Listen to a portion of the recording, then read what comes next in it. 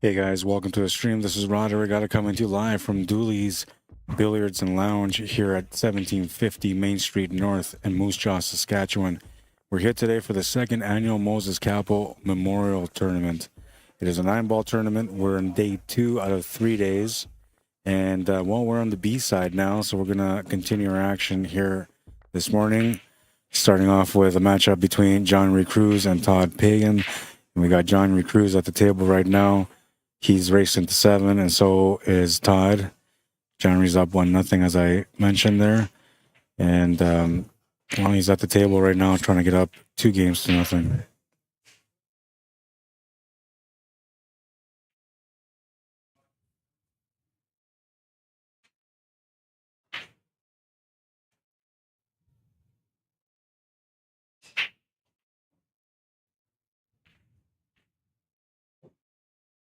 I was thinking to cut to the side there. Oh, that's TODD's at the table, not JANRI. Gonna go for the big cut to the corner. A really nice cut. It's the shape on the 7-ball also.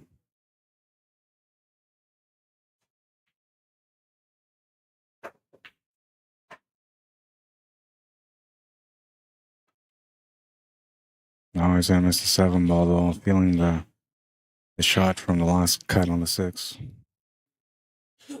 I was thinking you go side there, or maybe bank side, but he's gonna cut it to the corner, a nice little cut. Didn't settle down enough for that 7-ball.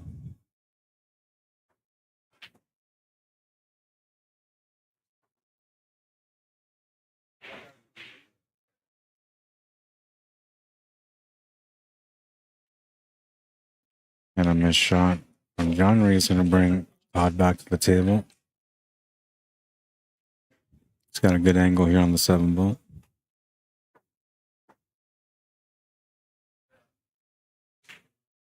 Natural follow-up for the 9.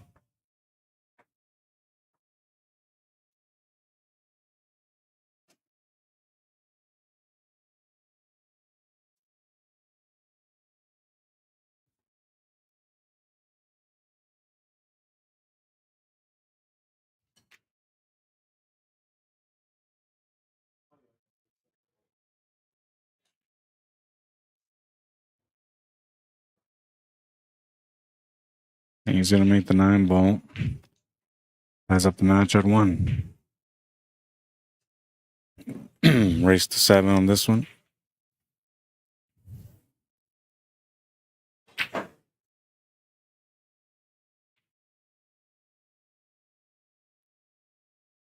Hear Me Out Construction, one of our sponsors of the event, located in Regina.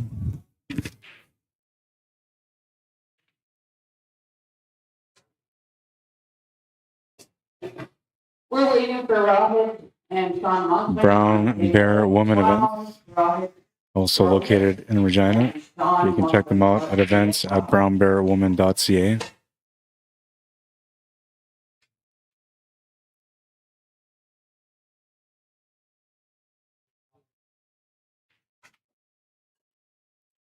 Gould Billiard and Patio, 2 locations for them. One in Regina at 1146 Broad Street. The other location in Saskatoon at 116 A Avenue B North. Both locations open Monday to Friday, 9 to 5, Saturdays, 10 to 5, and they're both closed on Sunday.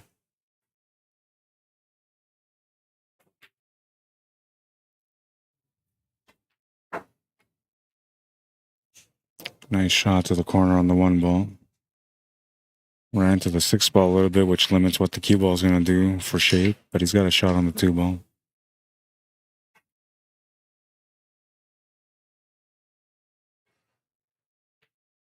He's just going to rattle that 2-ball out. And a decent leave. I mean, there's a cut still available, but a little bit more challenging of a cut.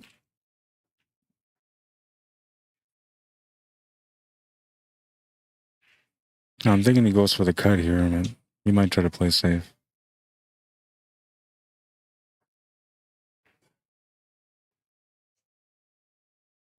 Makes a beautiful cut on that one.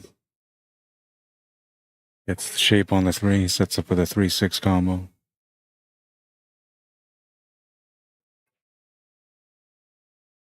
Good pace on that one. Holds the angle for the 3. The 4 ball sitting just below the 7 ball, so he's gonna have to settle for a shot to the bottom left corner on that 4.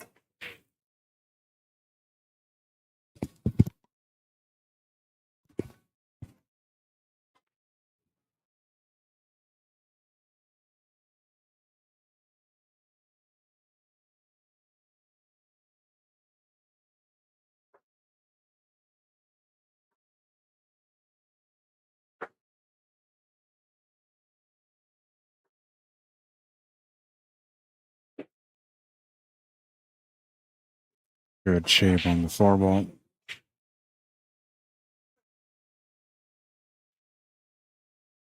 Should be good for the 4. And the shape for the 5 should be pretty natural here. From the 5, he's going to set up for the 7, and then the 8 ball setting on the bottom rail.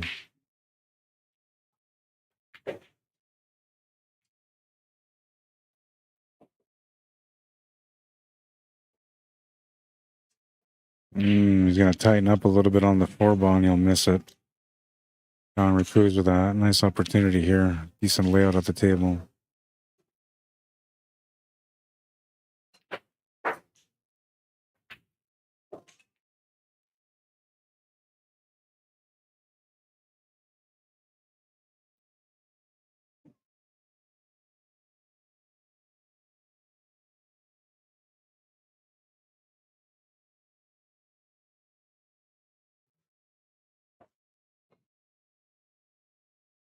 A little bit too much pace, but this might be okay. I mean, got lots of room here with this angle to be able to shape up for the 8 ball off the 2 rails on the top. Can reverse it with some bottom rights off the top rail and come back to the right side of the 7 or the 8, or pop it with some top lefts and come off the top rail and back down to get on the left side of the 8.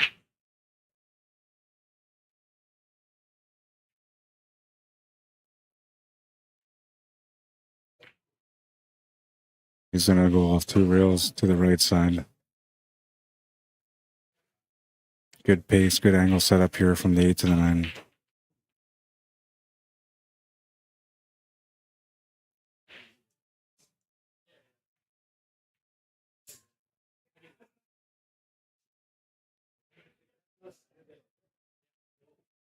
He was going to dig into that ball there to draw it back off the cushion, but then he changed his mind, decided to shoot 3 and just settle for a longer shot on the 9 ball.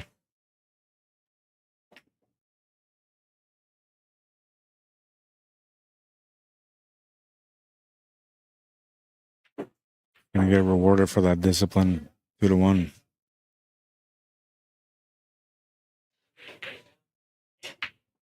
The decisions we make at the table are the decision we make at the table is what decides what happens as we go along in the rack. In that situation there, he could have drawn off that ball. He still would have been okay, but he would have been jacking up his cue, changing his stance, forcing the cue ball. And these pockets, they seem like they're bigger pockets, but the ball gets spat out a lot. So that was one of those situations where the ball could have got spat out on him. And by him changing his mind and just shooting through, that allowed him to be more natural on the shot.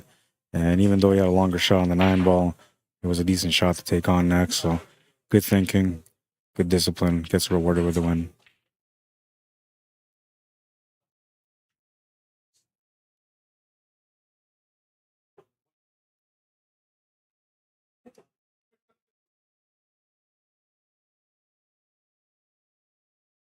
Couple of things were added to the stream last night. One of them was the trophy on the right side of the scoreboard.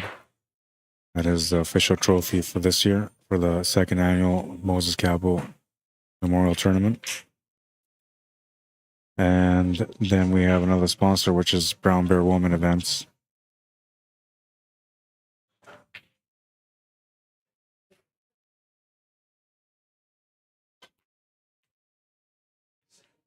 All right, so Todd PEIGAN was a ball in hand and a chance to tie up the scoreboard here. lot of work, man, because of where the 3 ball is. 3 is just above the 6 and the 9, so getting to it becomes a little bit more challenging. Unless you were to play shape to the right side of it, then it makes it easier because it goes to the top left corner.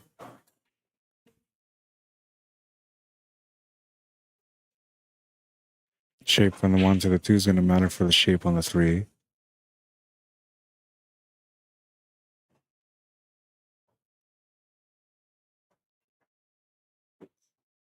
Looking for some extra juice on this one. Lots of power. Gonna go a bit too far. Definitely a tougher shot to take on the way he took it. Deserved a better reward. Now, if he's got a jumper, he can just jump over this 5 for a good hit. If he doesn't, he's gonna have to mass around this 5.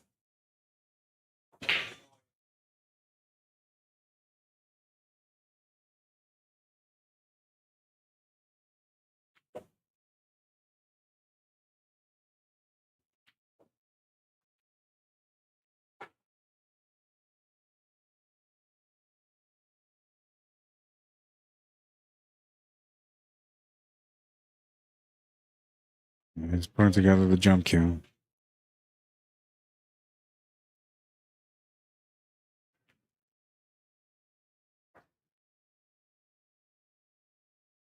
All he's really gotta do here is just jump over the 5 and hit that 3 and stick that cue ball right there and let the 3 ball go down table, and that should work for a save. He's gonna jump a little bit too hard, and he's gonna jump over that 3 ball, giving JANRI CRUZ the ball in hand.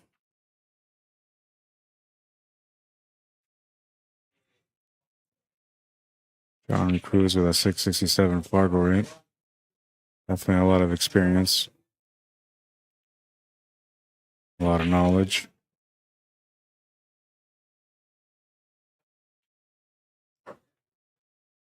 I believe he comes from a 9-ball background, so he should have a lot of comfortable moments on these 9-footers. Pool's a funny thing, man. Like, I usually play on the bar box, so I don't play much 9-foot, and when I get a chance to play on 9-foot, it's like an adjustment every time. Makes it harder, and there's a lot of uncomfortable moments on the table when you're not playing on the 9-foot as often, but JANRI's looking pretty comfortable here.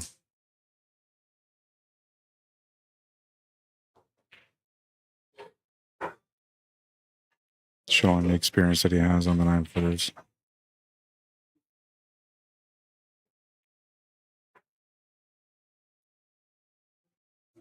Should still be okay to come down for the 7-ball.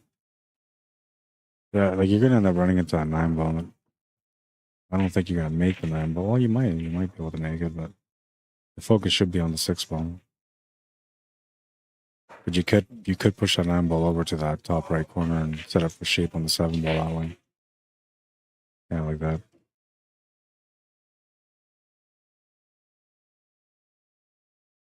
He's gonna have to do a stop shot here now. Can't really force the cue ball too much.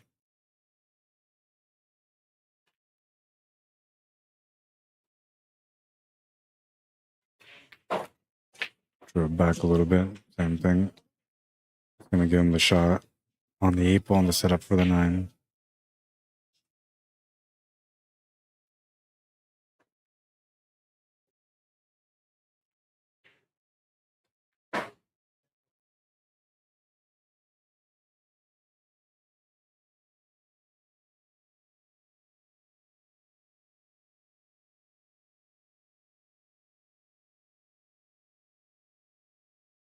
Will make the 9-ball and takes a 2-game lead, 3-1.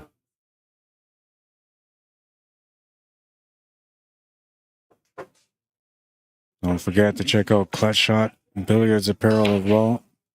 They have a lot of great gear located in the United States. So if you order from them, it will take up to 3 weeks to get your gear, but they have some really nice gear. There's some of the shirts that you can find on their site. This is the one that I'm wearing today.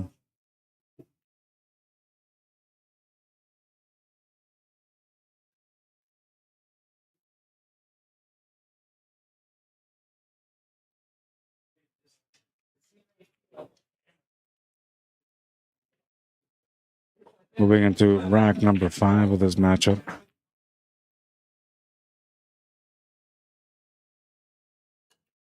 Peigan to break.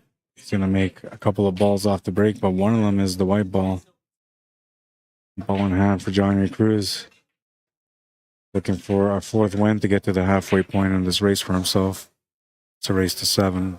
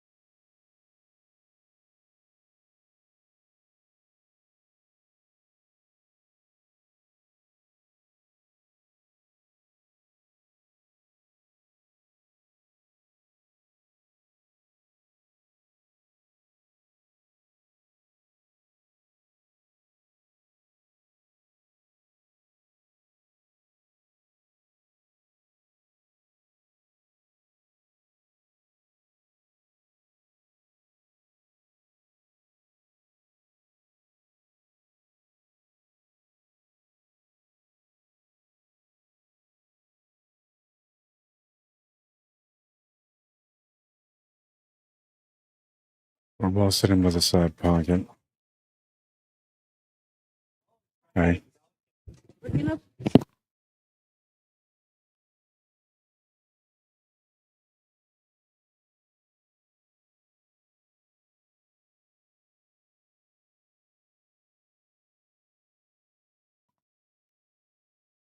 Okay, so you're not going to have any of the women featured on the TV tables? Yeah, but should be. At some point, you should some of them anyway. To the matches or something. All right. The 4 ball was in. I have to bring this down. I got to go and talk about the rules with the women. So I'm the standing referee for the event. To fill in. You got 2 of them over there. Just waiting for them to get into that area, and then I'm going to go over there and talk about the rules with them. All of the players over to table 1. All of the women players over to table 1.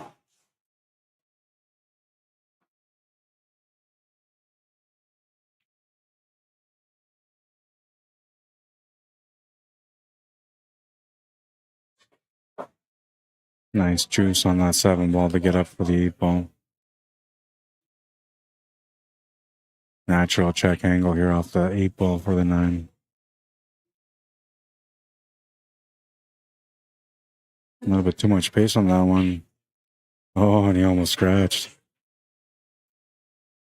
Bit of a dangerous moment there for him. 4-1. All right, they're calling the ladies over there, so I'm going to go over there and start talking about the rules. I'll be back probably in about, I'm going to say maybe 5 to 10 minutes. So I'll be paying attention to the score, and I'll come up and update the score here as well.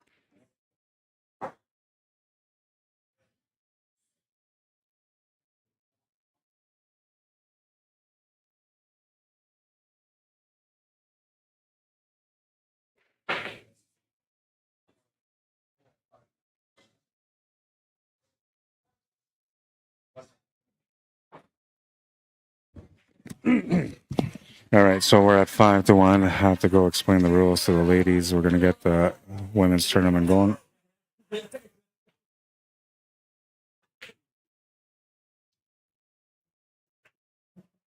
We're going to have, what is it now? It's 11 in the morning. So in about 45 minutes, we're going to start the A-side third round matchups. There's a lot of good matchups throughout today. Definitely a lot of good matchups. One of the matchups that I feel is going to be one of the most enjoyable ones, competition-wise, experience-wise, and mentality-wise, is the matchup between Brady Golan and Eric Vargas. They're playing in the third round on the A side.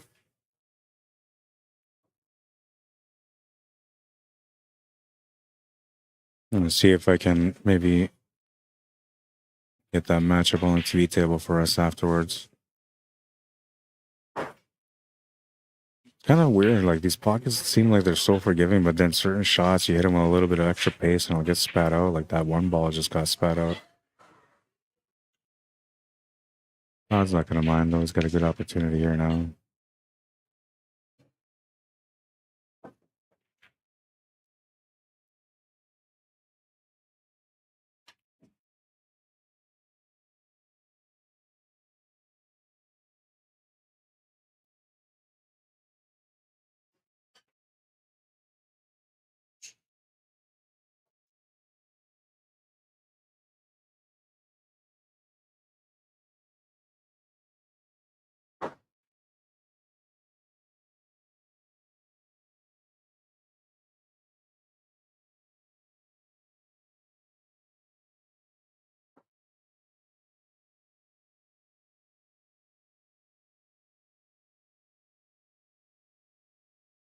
I thought he had a 4-ball. That's the 8-ball down there. Okay. Thought that was the 4-ball. That's the 8-ball at the bottom.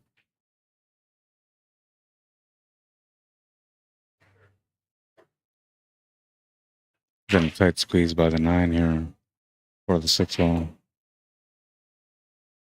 Makes the shot.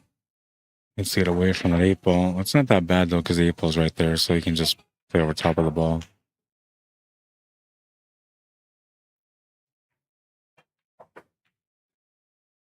Oh, he didn't make the 7. I thought that was in for sure. He's going to come up short. That's going to give JANRI CRUZ a chance to get on the hill now. Wrapping his cue around the back.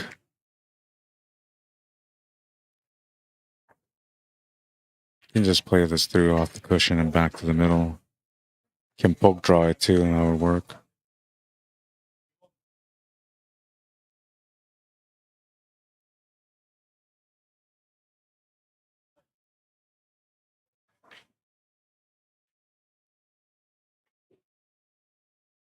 One of those shots again, man. I don't know. It's weird. I'm telling you. Like, excuse me. Anytime you try to force the table, it's just gonna spit it out every time.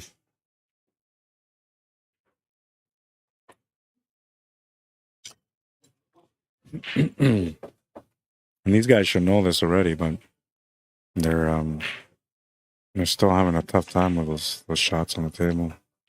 Excuse me.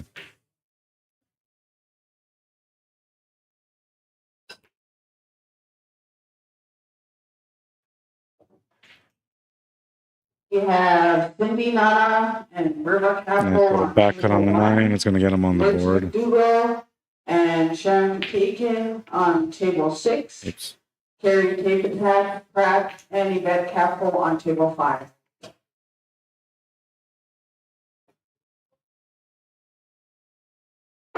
Five to 2.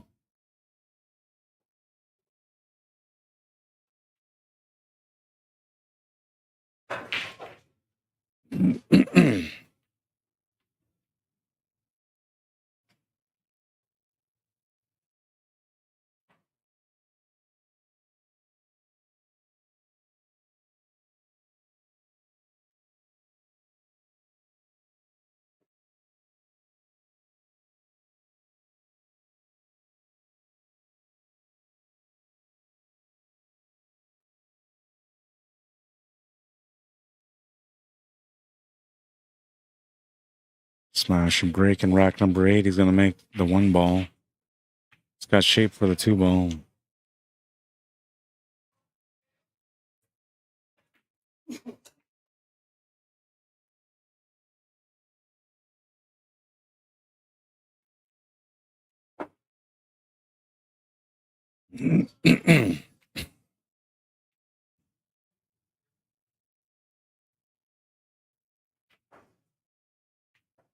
Pace to hold shape for the 4. Actually, it's not quite good. I mean, he's got the shot to the side, so you want a little bit more, but this is actually not good. It looked like it was going to be perfect pace, and then it kind of slowed down on him. He just needed to get over a couple more inches to the left, and he would have been fine. He still has a shot to the side pocket here, but tougher to get the shape on the 5 ball.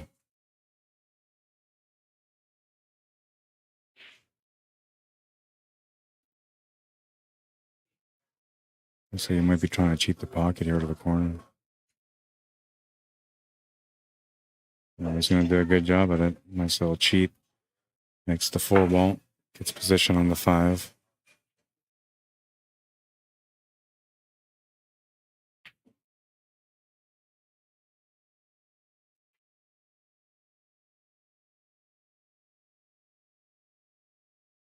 A little short on the shape of the 6, but he's still okay.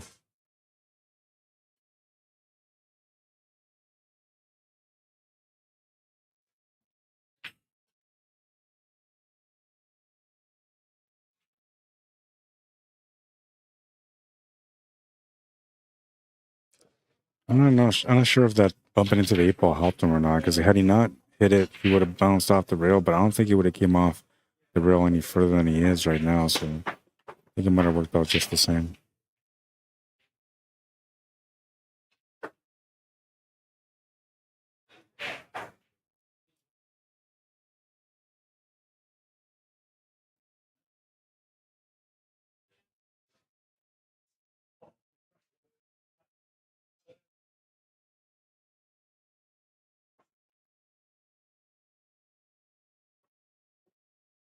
It's a good shot on the 7 ball.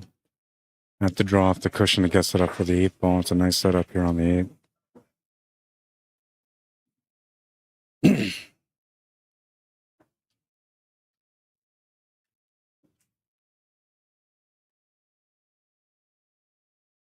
Just a 9 ball remaining to get on the hill.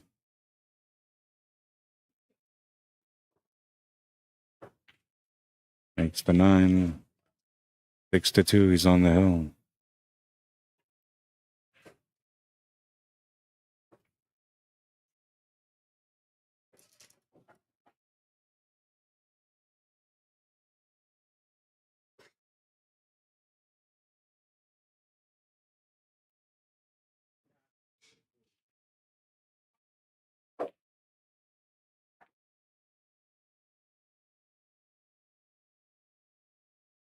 .31 minutes into the match. Taking the break here in rack number 9, trailing by 4. Play some good pool and just hasn't got the finishes. And JANRI's playing some really good pool as well, making it a little bit more difficult for TODD to get back in the match.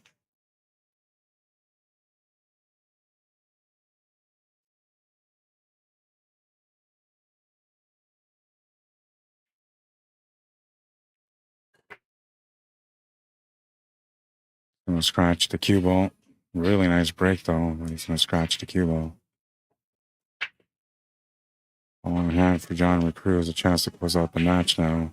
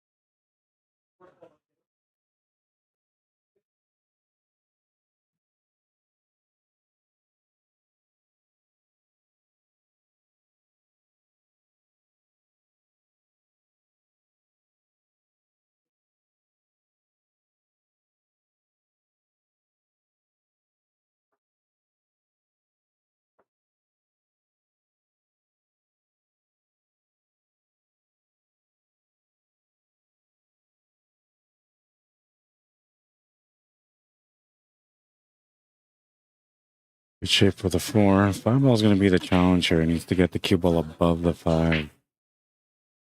Other than that, he's got to play this 4 ball with some spin to get the cue ball off the cushion and into that 5. Or wait, okay, I got the 4 and the 5 and the 8 ball mixed up again. I could have sworn that was the 4 ball sitting there, but that's the 8 ball. So he's on the 5 ball right now. I even thought I'd seen the number 4 on that ball, but no, it's the 8 ball. Nice little bank from JANRI CRUZ.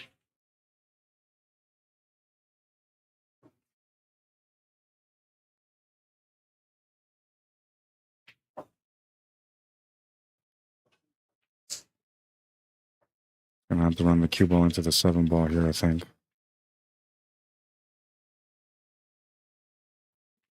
Careful on the flat though, because you're focusing so much on getting the shape onto the 7 ball that you might miss the 6 ball. Gotta be natural here.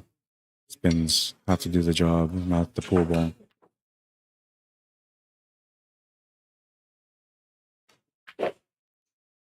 Good shot.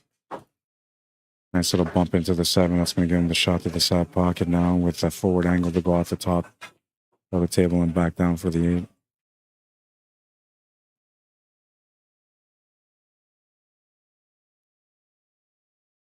Just trying to figure out the right speed and the right angle and the right spin to use on this one.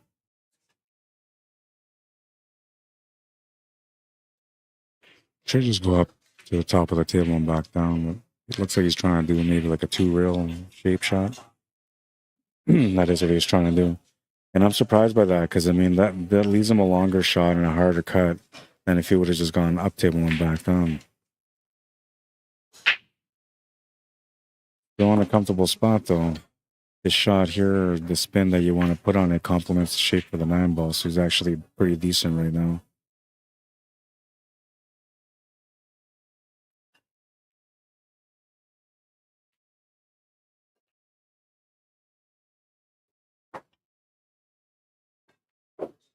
Oh, he's gonna nail the 8 ball, but he lost the cue ball. Ball in hand for Todd, and JANRI says that's good. Down by 3 now.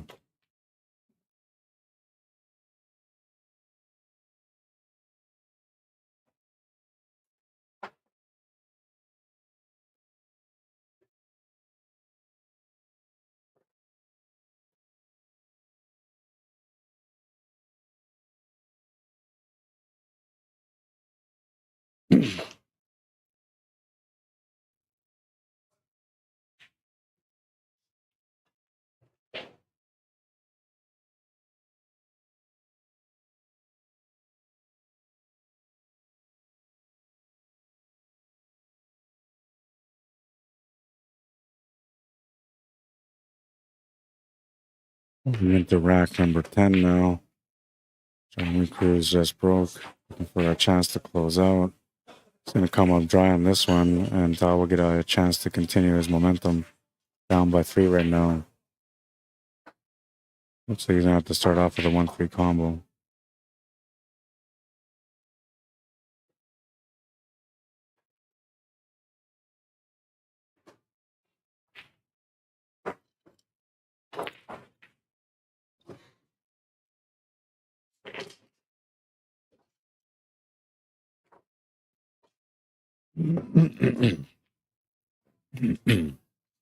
Now he's just trying to play a safety here.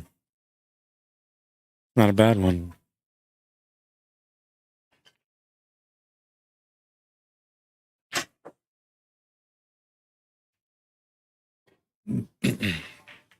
Nice hit from JANRI. He's going to get a good reply on this one, too.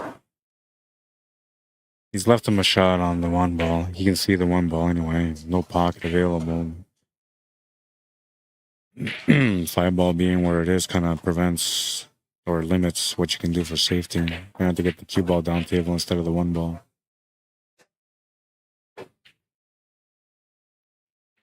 Oh, he's going to play the 1 ball down table. Unfortunately for him, not enough pace. He's left the 1 ball available to the corner for JANRI CRUZ.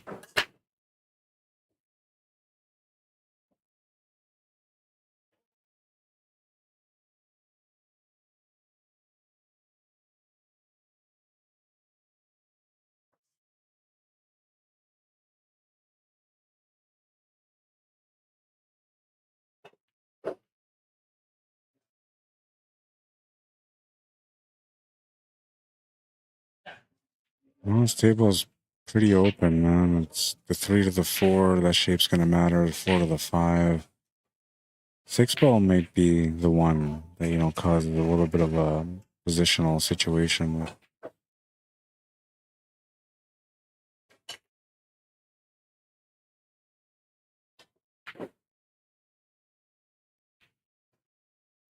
Getting to that work area now on this rack. Needing to get good position on the 4. That for the 5. Did you play your match? You don't play the 12:30.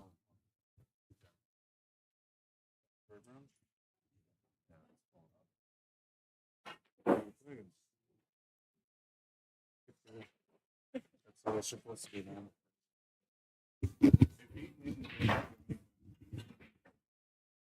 Oh, do they? Well, that'd be a nice match.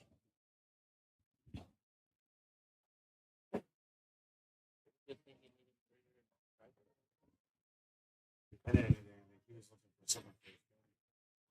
And I tried to set up, and the piece that I brought doesn't work very good.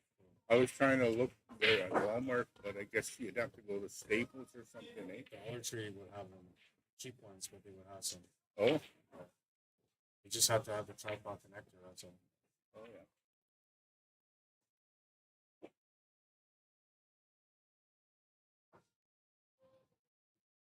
My buddy said, try it. He said, try it.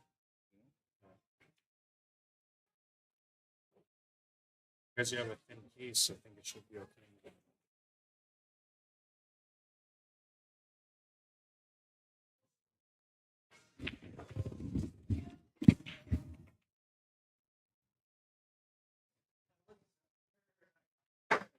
Checking to see if the 8 ball is on the rail or off the rail.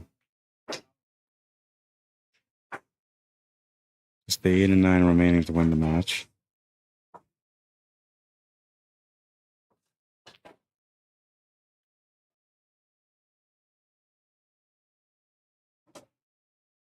Just gonna wait for the player on the right to take a shot.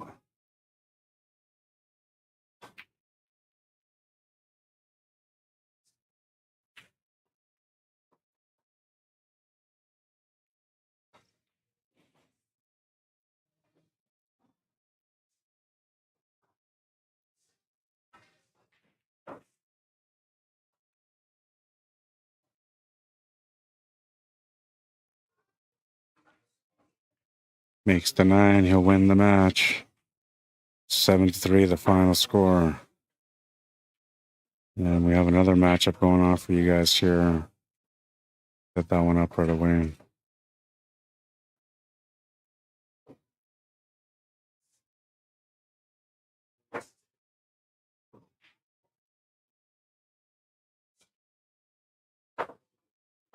This is Larry Hunter and Morley Cleveland. They're currently at 4-2 on the race.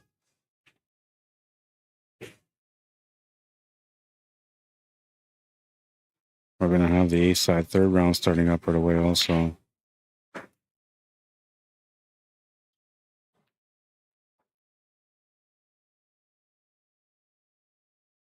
4-2 on this one.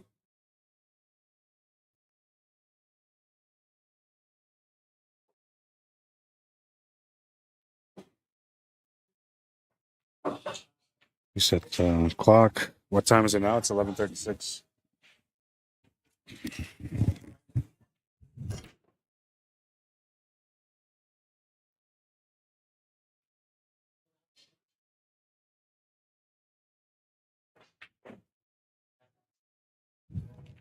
Larry wins that game. It's 5-2. Missed an end on there. There you go. 5-2. Looking for 2 more to win the match.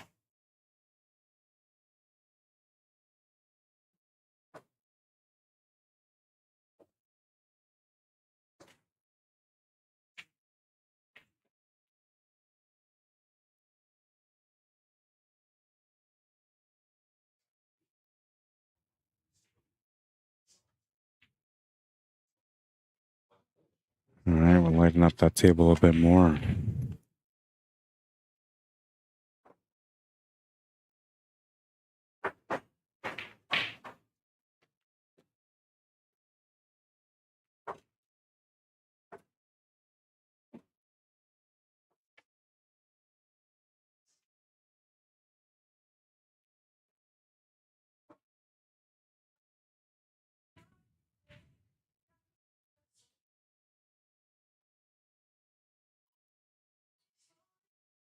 Don't forget to check out Amy Out Construction on Facebook.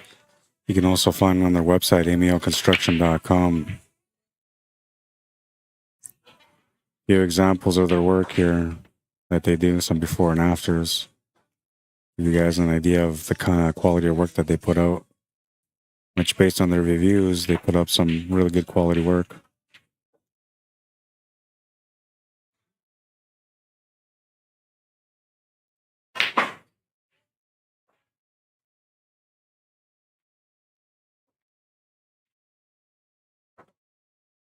AMO Construction is 100% Indigenous owned.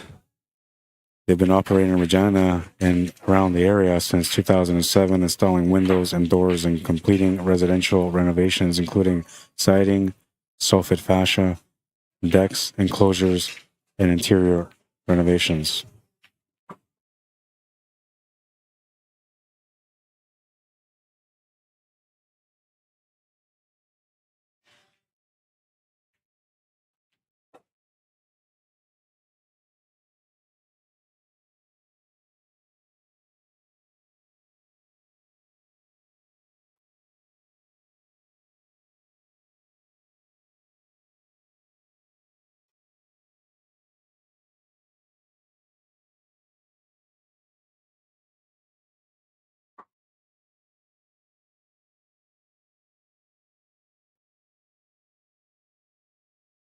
Not bad.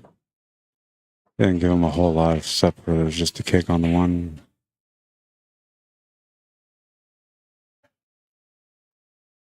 It's going to come out in the open. Just enough for the 1-3 combo.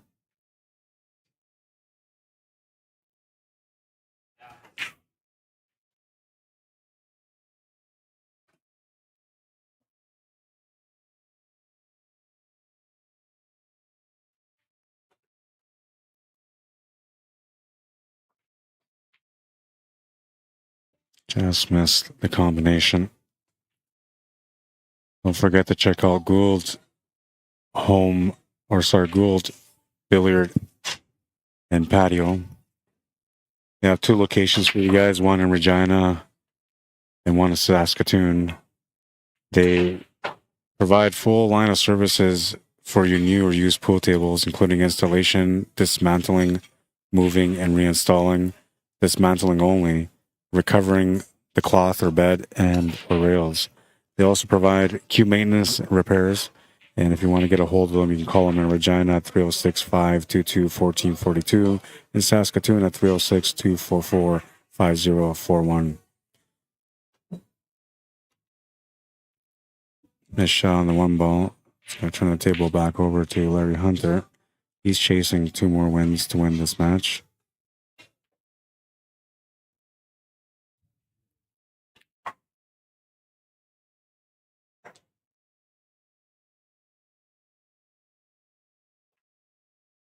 Nice hit on the one ball, and it was a tough hit. And it's working out pretty good here for the safety also. Good reply from Larry Hunter. Here are the 2 locations for Gould Billiard and Patio.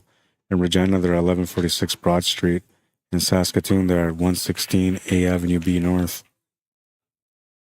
Open Monday to Friday, 9 to 5. And Saturdays, 10 to 5.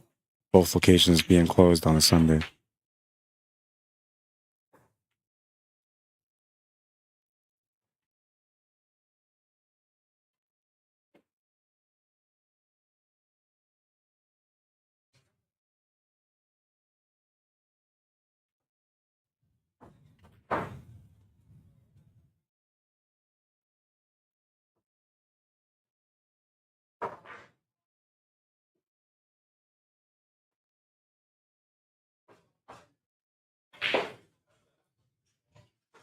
Lots of juice on that one, but he lost the cue ball. It scratched in the side pocket. And Morley Cleveland will get a ball in hand on the 3 ball. Chance to get a little closer in this matchup. Down by 3 at the moment. Taking a second to figure things out.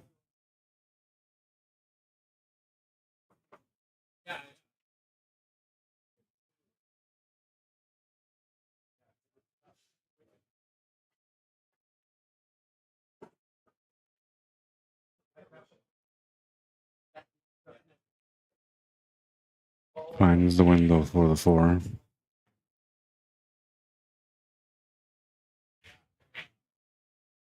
Just got a hole shape there for the 5. Oh, he's gonna miss the 4 ball though. Trying to hold shape for the 5 ball, and that's gonna turn the table over to Larry Hunter. He's gonna have a chance to get on the hill now. Getting straight to work on the 4 ball. Small window for the 5, so he's got to find that window still. In a really, really small window. Gonna find it. That's perfect on that 5. Should be able to come off the rail and get below the 6 ball to get the 6 ball in the same pocket. You can also set up for the 6 ball in the left side middle pocket if you want to do short work.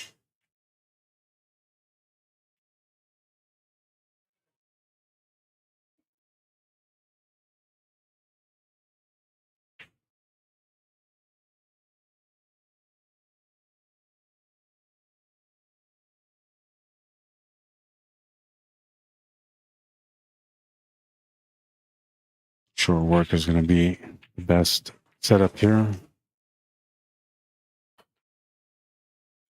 Needs to play through here for the 8 ball off the cushion and back to the left. Can play a 3-rail positional shot here for the 9, or just play some left-hand draw off the left side cushion and back to the middle. I think off the left cushion and back to the middle is probably the best way to go. Yeah, like that. That's, you know, make the cue ball travel a bit, but it's more control and better for the shape on the 9 ball in the long run.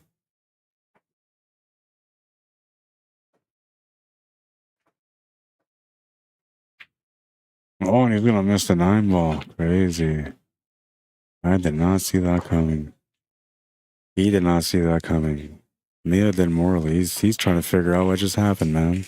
Wait, I gotta shoot the 9 ball. He thought he was gonna be down 6-2, and now he's got a chance to get within 2 just by making the 9. But it's not an easy shot. It's not just a regular roll-up shot. He's gotta do a kick shot or a hard slice or a crazy bank. 1 on the 3.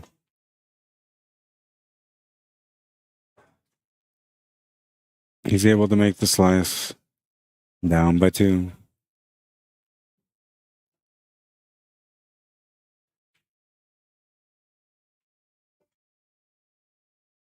Don't forget to check out Brown Bear Woman Events.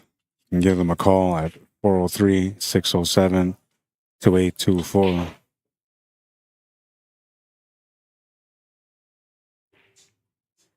Brown Bear Woman Events is a family-owned business. They offer a variety of events to educate and showcase our rich Indigenous history, traditions, and culture. They have a facility to host groups, can bring the show to you, or host a virtual session. Says here they have traveled the world sharing their culture and facilitated interpretive programming, cross-culture training, and dance performances to all walks of life.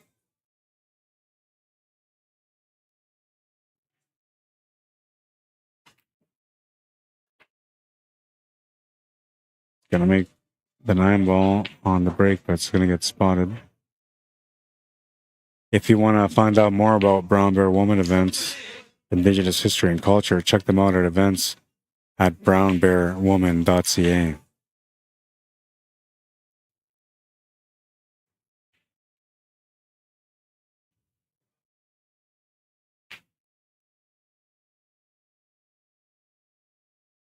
Oh, it's going to be rough, but it's going to go in.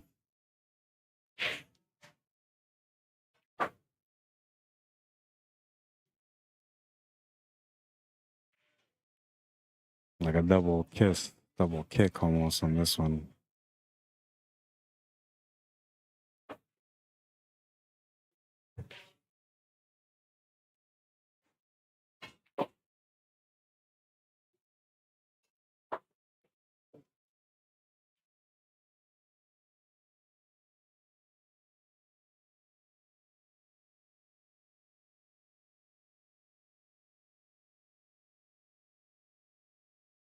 Horatio McAllister, how you doing?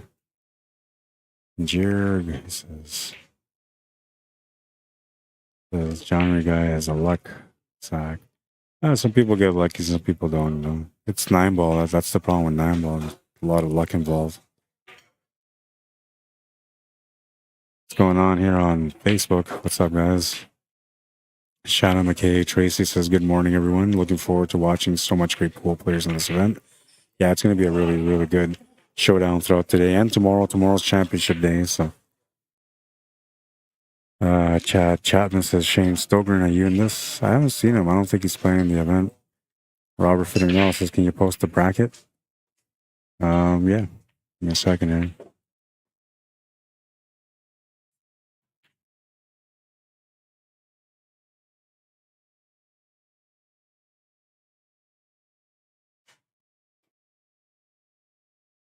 So here's the bracket on Facebook. We'll put the bracket up on YouTube as well.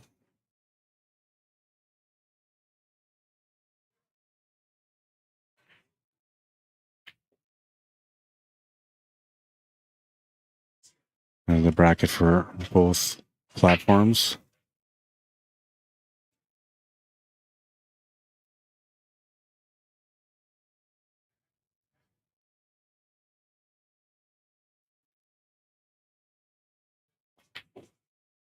Oh, he's gonna miss that 8 ball, but it looks like it's going to the side pocket.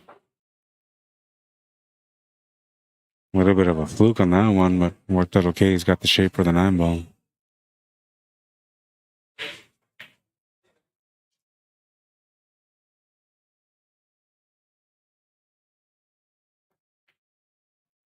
And he's going to miss the 9 ball and still feeling it from the 8 ball. And he's going to leave the 9 ball available to the side pocket for Morley.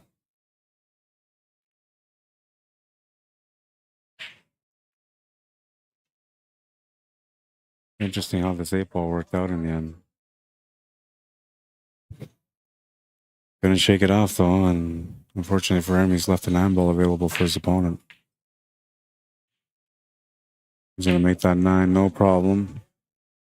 It's 5-4. Morley Cleveland down by 1, needs 3 to win. Larry Hunter looking for 2 more.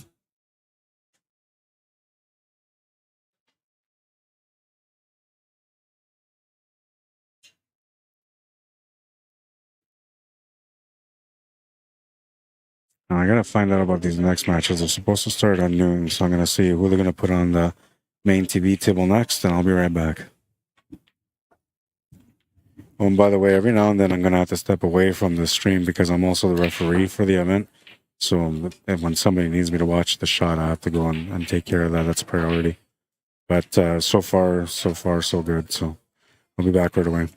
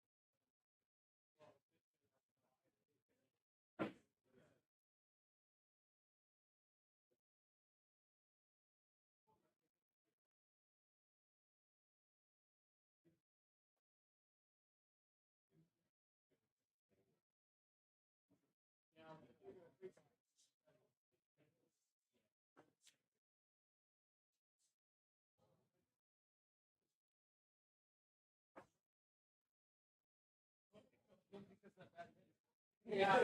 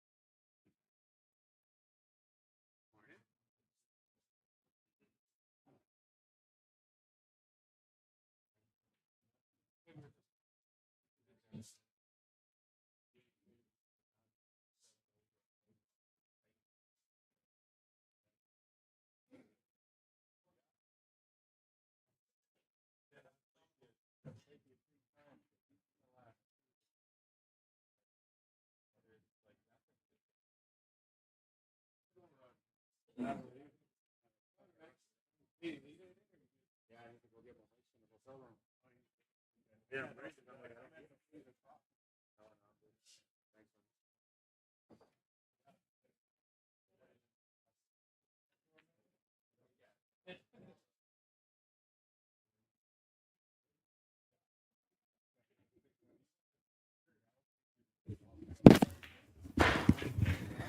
right, so I updated the score. I have to step away. I have no choice. I have to go and get some equipment that I didn't bring because I didn't think I was going to need that equipment today, but I got to go get it now because we're going to be using that for.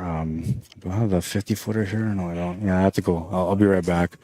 Hopefully, this match is not done by then. I'm only a few minutes away from here, so I'm going to go right now to the hotel room and get that. I'll be right back.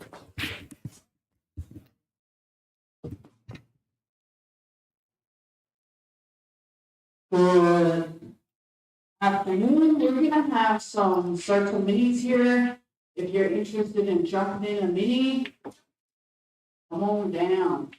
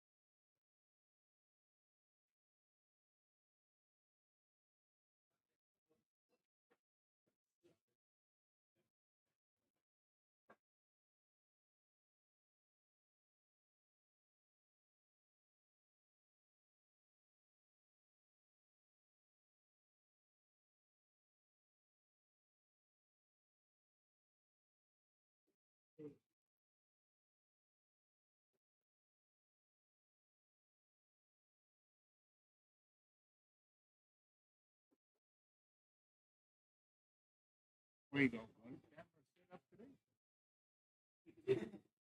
One behind you, one up here. I actually have 3, but I don't have a wired connection, so I can only work with 2.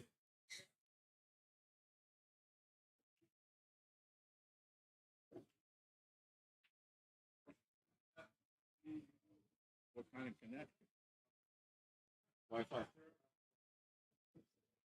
Oh, the camera has to be Wi-Fi. You can work without it, but that's way more with it.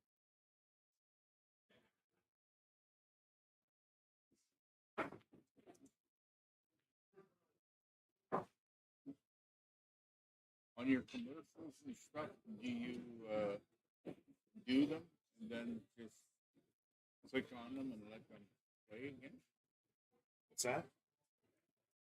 On your commercials, like do you just do your commercial and then have it pre-recorded and then you click on do it? No, I thought about doing that though. It's just because I don't have many commercials where I would need to do a voice in, but I've been thinking about it because it just makes it easier to just plug in on to say anything, right? Yeah. I thought about it. Makes it easier on you. Yeah.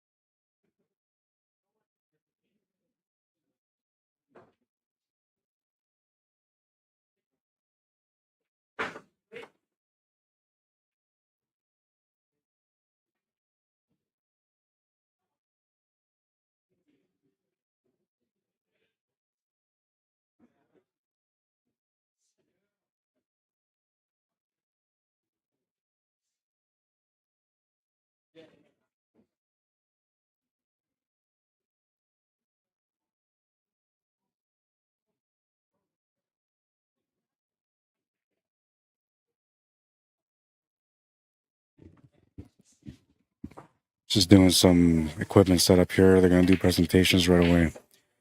Larry's just 2 shots away from winning this match right now. Going to draw back from the 8 to the 9. He's going to be good for the finish.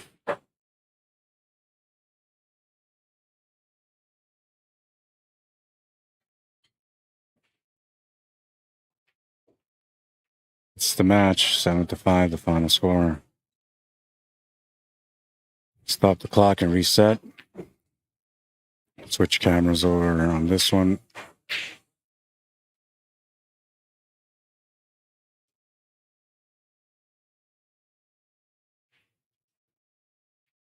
They're going to have presentations, so I am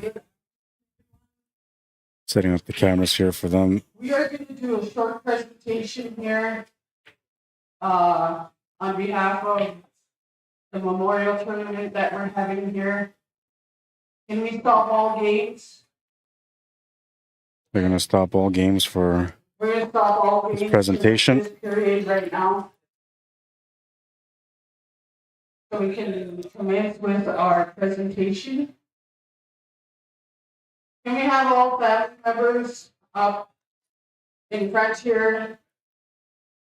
Bruce and Deanna Starlight, Serva, Todd, Fabian, Getting all the family members to come up. Hadar, Jesus, Vernon, Yvette. All family members, please come up front here. Ronnie.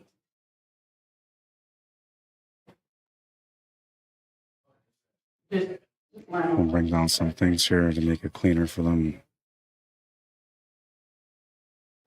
Cappo, PEIGAN, come on down.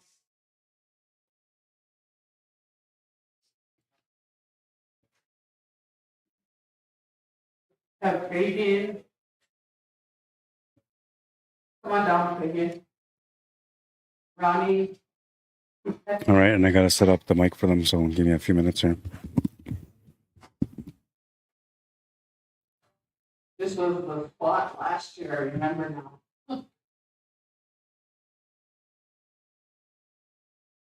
So as you're aware, 2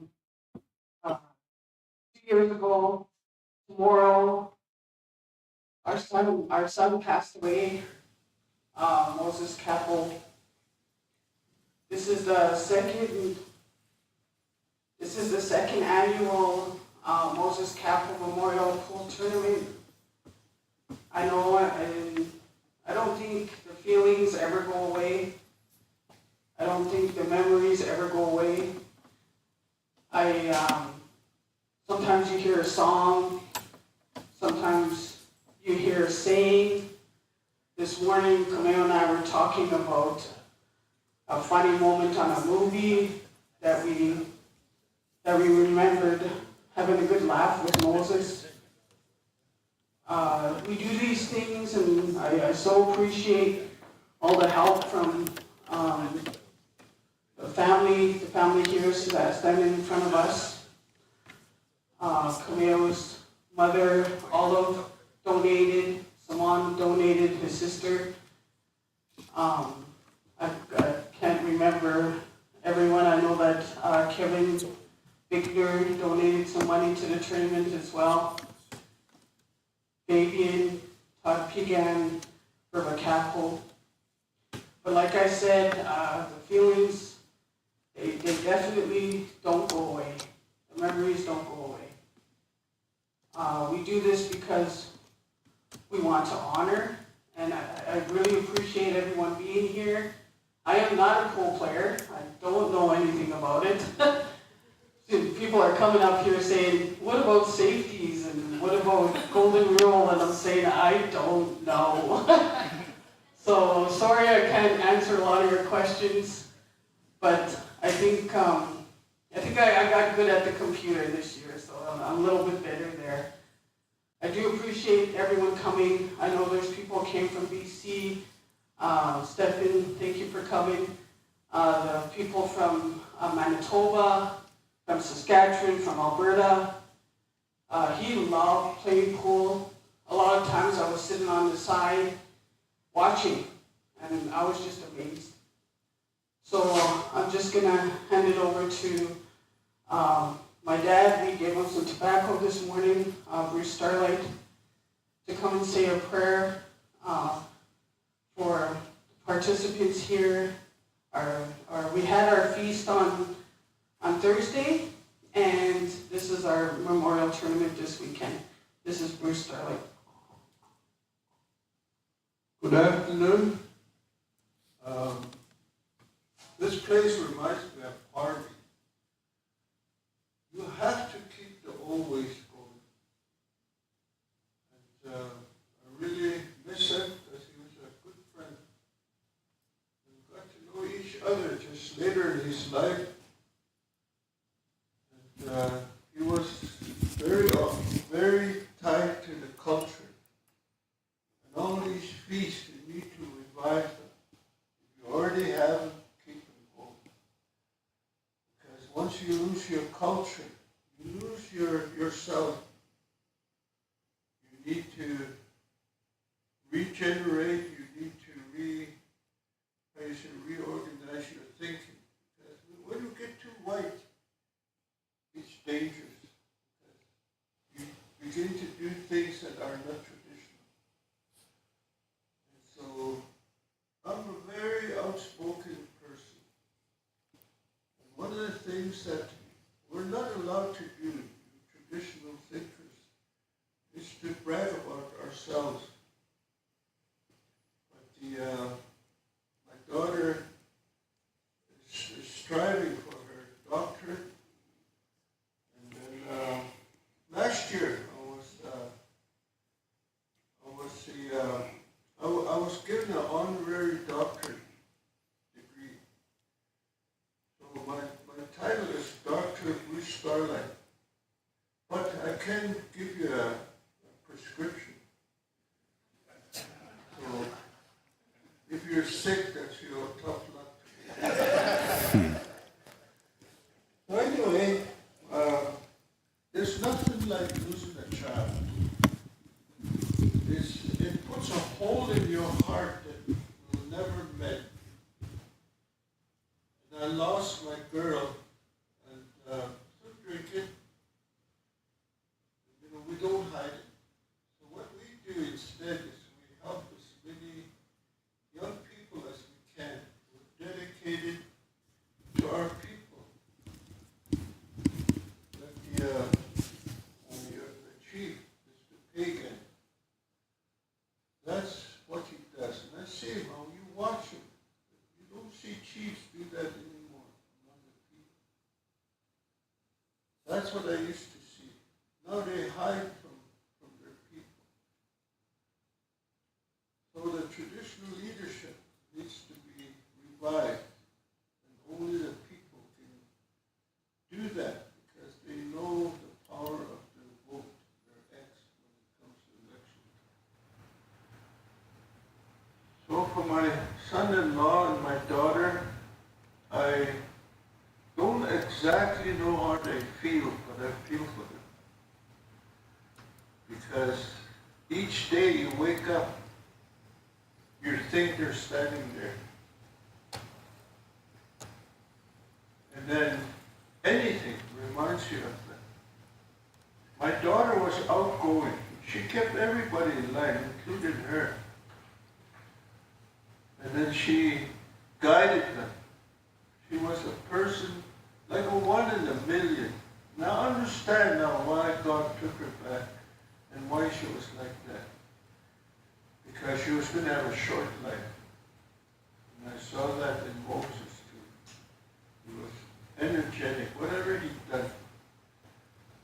But the part of our being as indigenous people, you know, we get sidetracked. Sometimes we can't get back on that track. So God bless you all for supporting my daughter and my son-in-law and my family here. I really appreciate it to see you here. And those of you who came a long way, I pray for you that you have a safe trip home and that you enjoy your home. Always be happy you have a home. And don't say bad words about it. Because bad things happen when you don't have good words for your home. That's what I know. So I'm going to sing a song for the young people. If you want to record it, tape it, use it, go ahead. All the songs came from God. Nata, nakatanan yisina, atite donis, atite osis naza, o oto topaki, sotis, din okulata. Atite isoka, burnik, o Peter, and Yvette, all of them, my grandchildren who are outside, let them be okay. Because we're so lucky to have children, Father. Thank you for those gifts. Kukulina de suzata, kulukaki kujakulata mata. Nakunaha ata de ena. Atite kunaha. Atite Moses down Nitana Sita said, Nihisis Sea de Kundalina said de Kianishada. Nuanis Nihiska Kaun Hiniska Kujakula Danata. Dodger, all the Soto people, the Cree and the Sioux, Kimisis at Tidin and Anata. Dinatana Gaska the Giminita Nukula. As they travel home, Nata, Gimika Tasita, they don't Gimika and these Kata Nata. As they enjoy themselves, they got the Gindalina, the Giminissa Nukula Nata. Nilikunaha, the day in that, the day I did is Kata.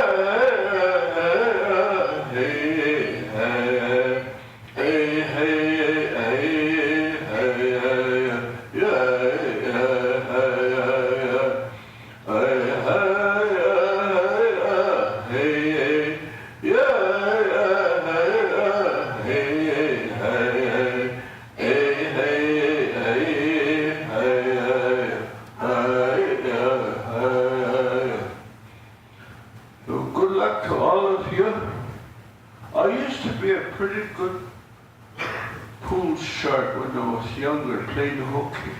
Well, you guys are way better, who they? So I beat her. She was going to school in Peterborough, Ontario. But I beat her, so that was my claim to fame.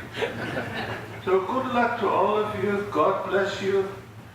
God keep you safe on your travels and the path to your doorway, your vehicle, and around your home. May God bless all of you. Thank you very much.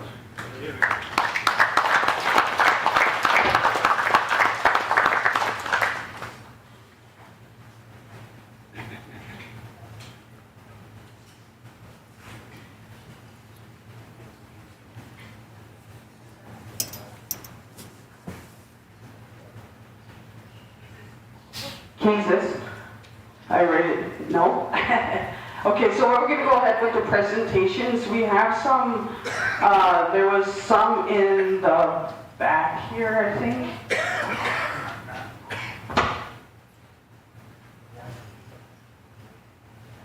Thank you, Brian. And by the way, thank you so much for Dooley's. We've done our first tournament here. And our second tournament here, they've been very kind, very helpful, very hospitable. Thank you very much. They've been helping us throughout both the first and second annual tournaments. So we're going to do some presentations here. I'm going to use Hadar to help me. Hadar is one of the pool players, as you know. We're just blown away with the support that we received this year. Again, we have support from the family, but I think it's just nice to recognize some people that have been outstanding, not just in helping with the raffle, but helping with us throughout these years. Last year, we were giving some jackets out, and this year we're giving out some little memories. So we went and got something for you, Burba. We'd like you to come up and grab a bag here. This is for you. Thank you for all your help.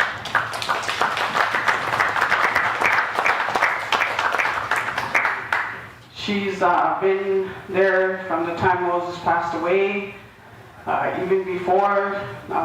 She held Moses in her heart very dearly. She helped us with the raffle. She's helped us in the back there. She actually ran out again and got some supplies this year, so I'm so very thankful. So very thankful. We have another presentation here for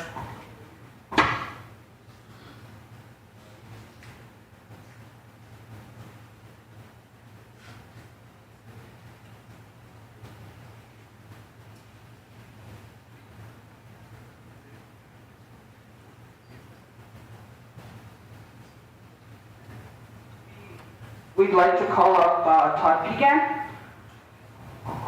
We have a jacket here for you, Todd. Thank you for your help again.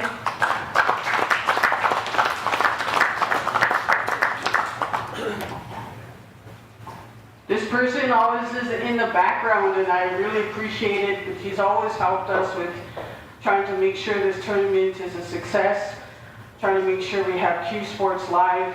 We'd like to call up Fabian Arnigo.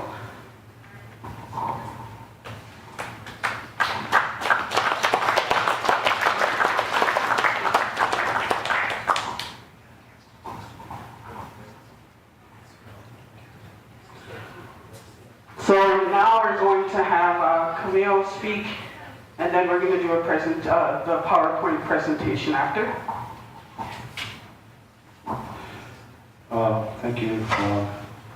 I'll try not to be too long, but thank you, Bruce, for your kind words and for your prayer.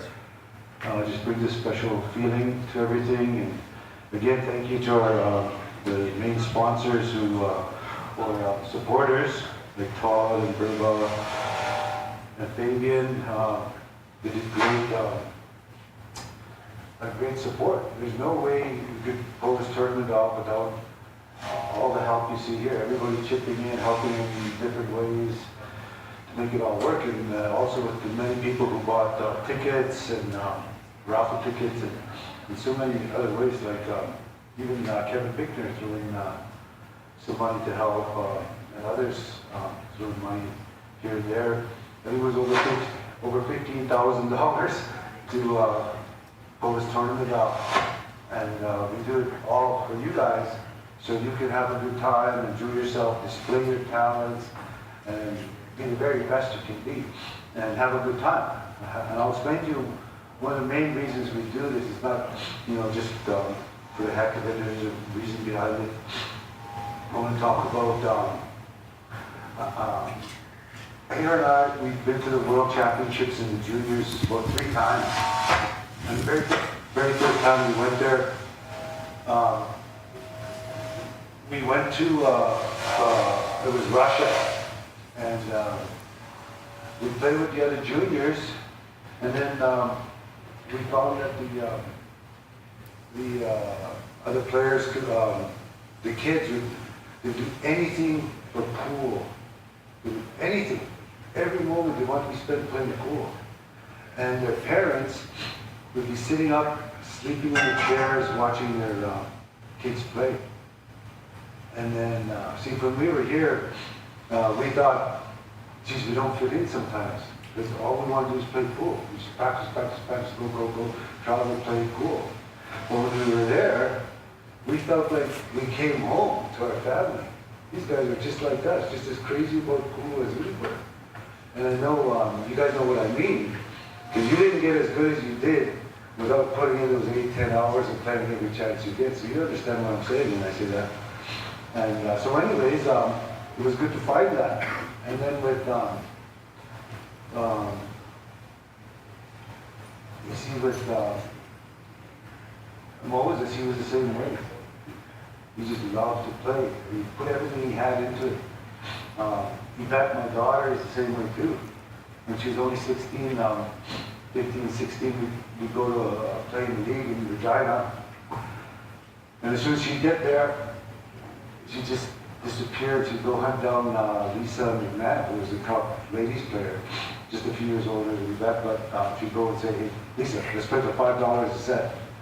Of course, Lisa, she loves competition, so she'd go for it too. And they'd be playing while we were playing the league.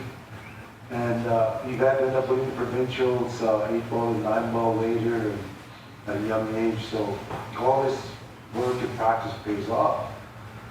So I guess what I'm getting at is another thing with Moses. On the way here, somebody talked about how hard of a worker he was. He's a hard worker when he had a job. And I just thought, and I said, that's my boy. That's my boy.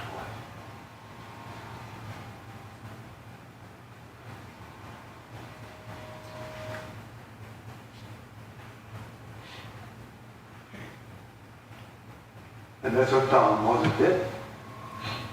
He loved competition. He loved to try hard. And each of you here, I look at you, you are like that. So we had some big time players come here, in the men's and the women's. But you didn't chicken out. Each one of you, you put your money up and you put yourself on the line and said, you're coming to play. A lot of your friends and other players stayed home. And said, too scared to come and play. But you jumped right in there and said, big players are here. I'm here too. I'm going to play. I'll take them on. And that's how Moses was.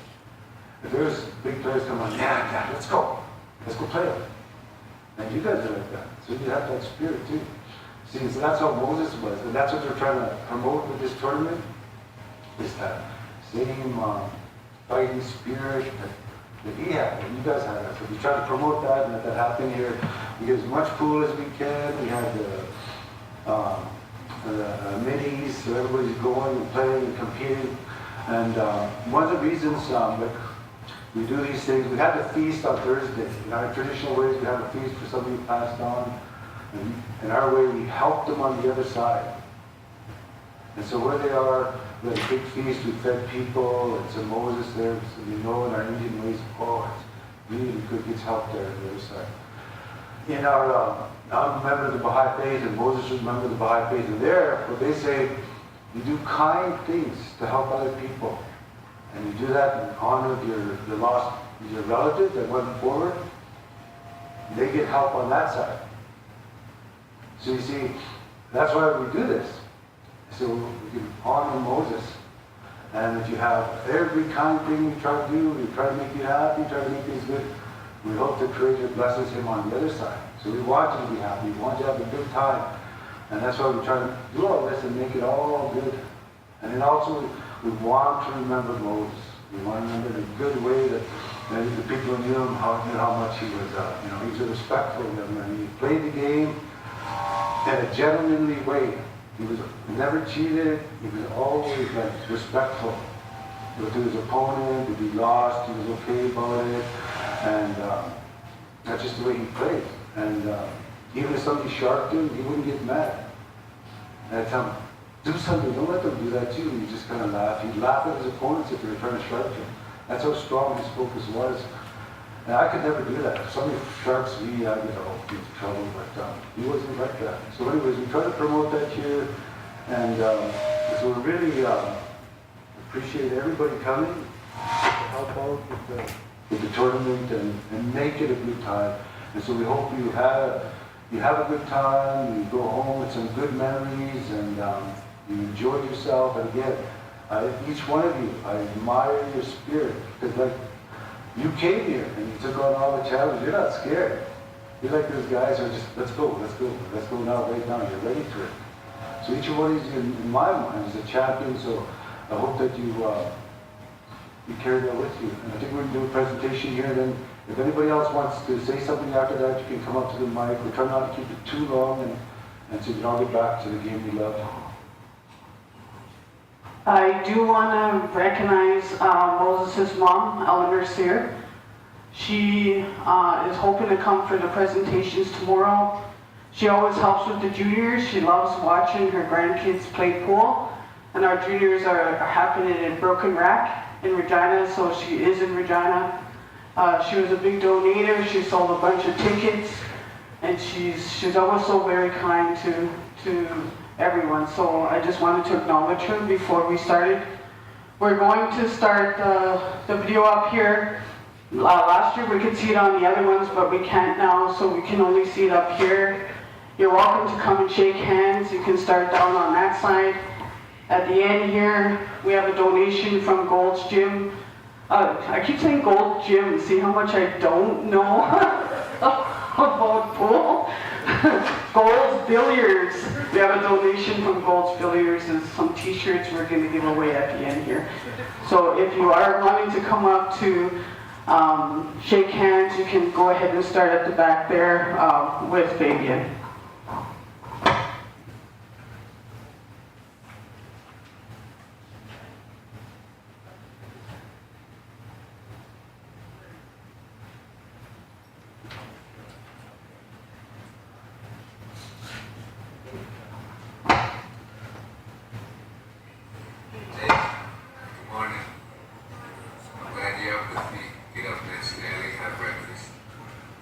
Shower, all that good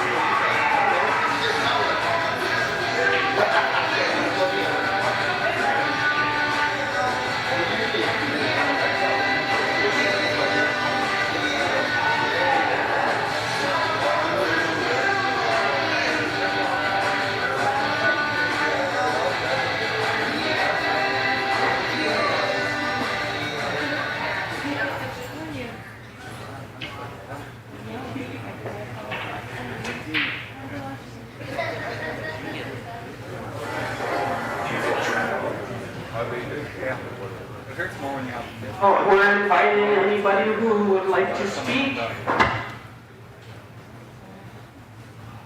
Can we have Todd Peigan come up just for a few words there?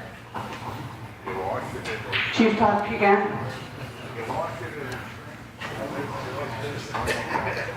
Thank you, Cora. Good afternoon, everyone. I want to thank you all for attending. And one of the things that I want to add to my brother-in-law, my Nishtal Kameo, when he talks about the feast and he talks about having this, it's about remembering also, and the video about keeping that spirit alive. And when you look at the video, for me, it just takes me back to those games. Watching this young man play, watching this young man always being at the table. And recall when you go to Edmonton, remember that big tournament in Edmonton that used to be not where at the River Cree, they had a hotel, and then the tournament's over, you still see this young man out there still playing, still trying different shots, still trying different angles, and just putting in that time. And that's what this is all about. Each and every one of you, that you're the caliber you play, you put in that time and that remembrance. And that's what this whole thing's about, is to remember that young man and to help him on the other side. But when the feast happened, it's not just about only Moses, it's about each and every one that's in that spirit world. Because in our customs, in our traditions, in our ceremonies, we have to pray for everyone. Because if we don't, then we're selfish. And that's not us, and that's not either one of us. So I want to wish you all well. I want to wish you all good luck. I forgot to ask my good friend to throw an extra prayer for my racehorses in the Calcutta. But also, I just want to let you all know that there's a draw. There's a Predator pool case, a Predator BK Rush brake cue, and there's a Predator Sport shooting cue, all with the Revo shaft, I believe. And so those draws, that draw will be tomorrow, and the set is worth just almost 3,000. So I encourage you to help out the family any way you can. So with that, hi, you good, bye.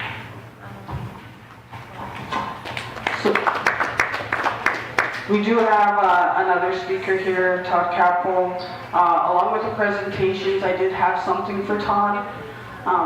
We have a gift here for you, Todd. Todd and his boys and his girl, Kira, have come to play in the tournament.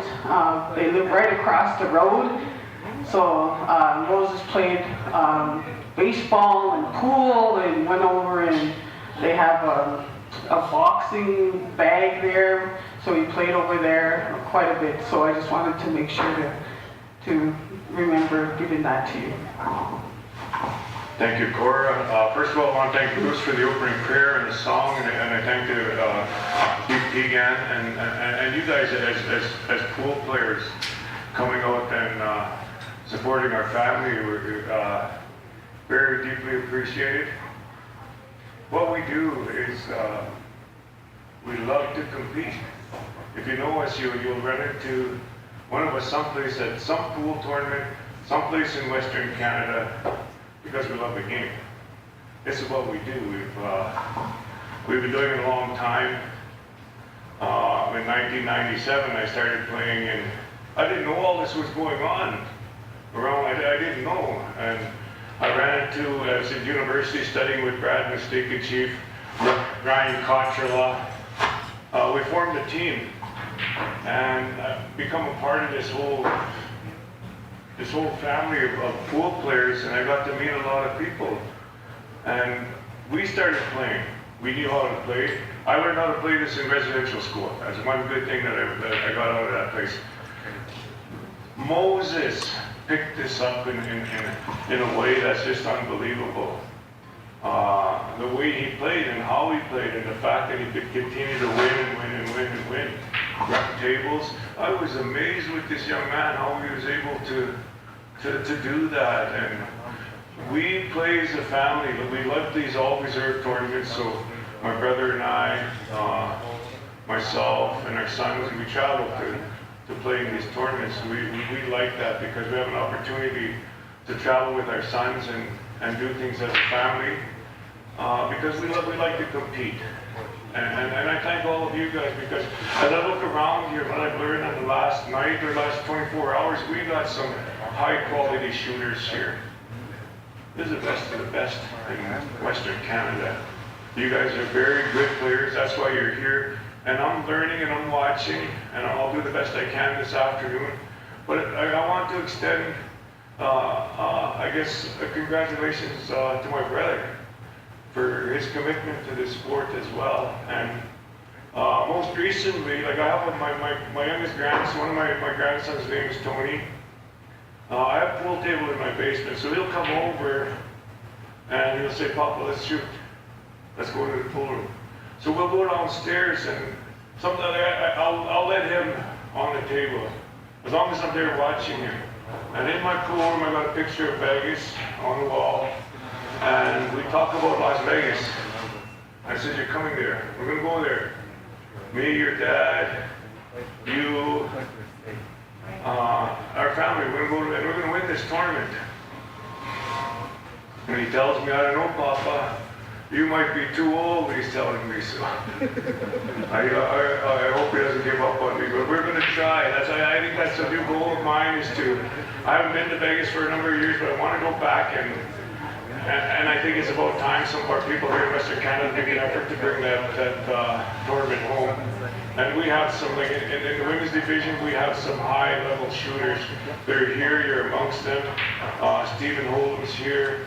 We've got others, Jason Cashin, Fabian Arnie. So on behalf of our family, I want to thank all of you for coming. On behalf of my son, Kira, we're active players, and my brother, Cameo.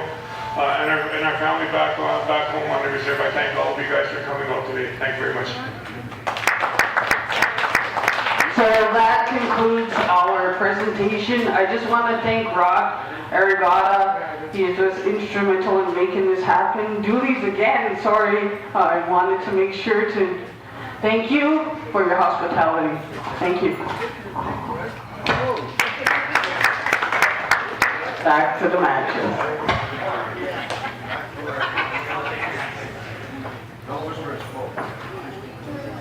Okay, just want to let everybody know, have great games, and on behalf of the Dooley's family here, Mark Krupa, the owner, Alicia, and myself, Brian, you guys have a wonderful afternoon, and tomorrow, Hi. thank you for coming out and supporting Moses' family and the Dooley's family. You guys have a great afternoon.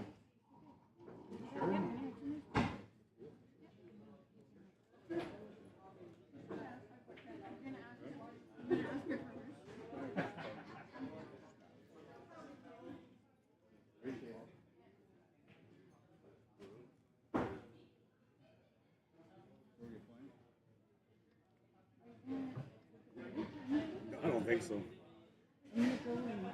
Terry McLean on table 14. Brady G and Eric Vargas on table 13.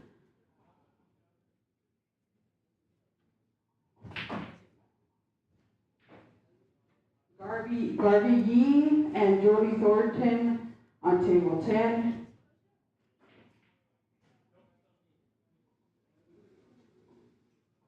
Marty Blackstar and Glenn Pratt on table 19. All right, so we're going to continue the tournament. Let me just get things set up here. And Brad B. Sounds a little on different. table I have to turn some settings different for their speeches. I was trying to get them a microphone, Randy B. and Tom Semagnis and on table 11. they went without it. So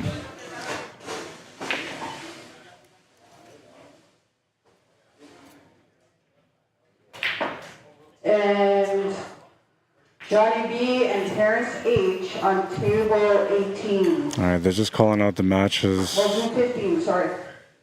I'm Come on, assuming, get your scorecards. looks like they got Brady Golan and Eric Vargas on table 13. So that'll be the match that we're going to watch.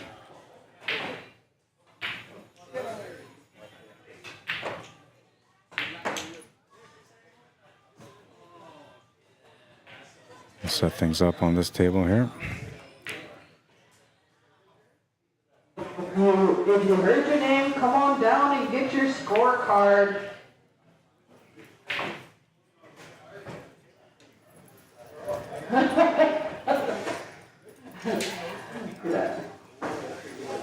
This would be a nice little matchup.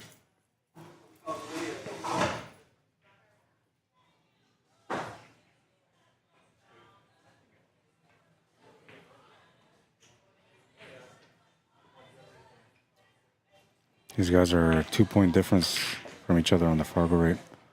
729, 731.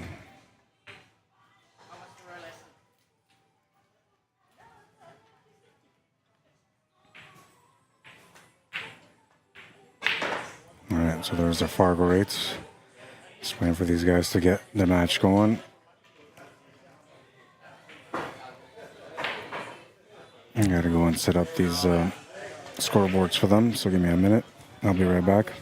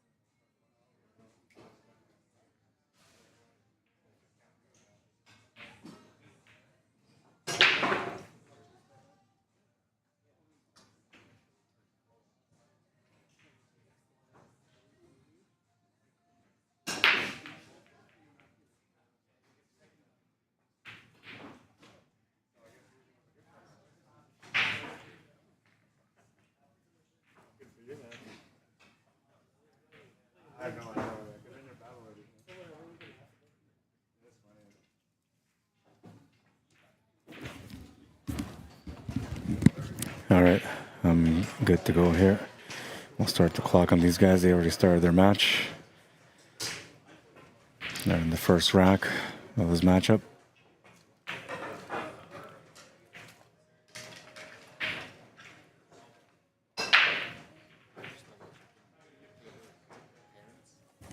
I have no idea. You could ask them. They're in the little room. That's where they're running the tournament.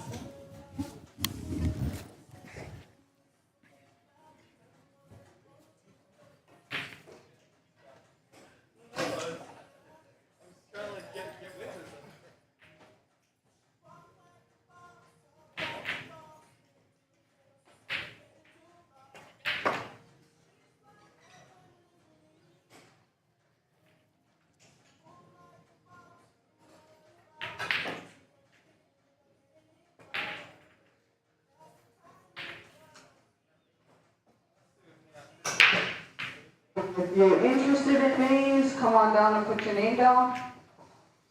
We're starting to take signups for the minis, so if you're looking to play in the minis, it's a good time to come on down and play. You don't have to be in the tournament to play in the minis.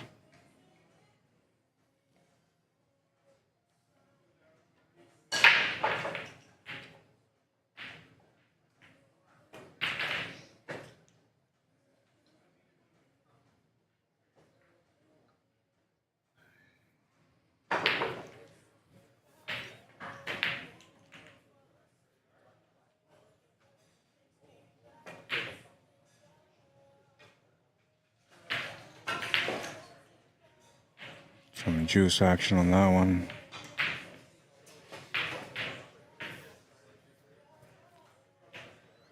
Ends up with a back cut on the 7 ball. He's going to lean towards the right side pocket because that's what most players do, but going to the bottom left will give him the easier shape for the 8 ball. However, going to the bottom right is almost a natural tangent line to come off the left side cushion and back to the right for the 8 ball. It's a shooter's choice, more or less, but 90% of the players will shoot it in the bottom right corner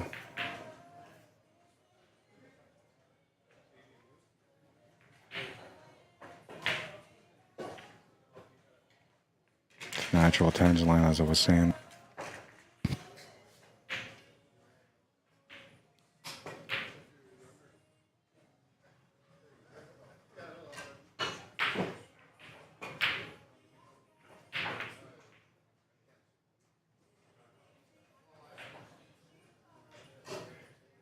Just the 9 remaining to take the first rack in this match. To table 15, Johnny B.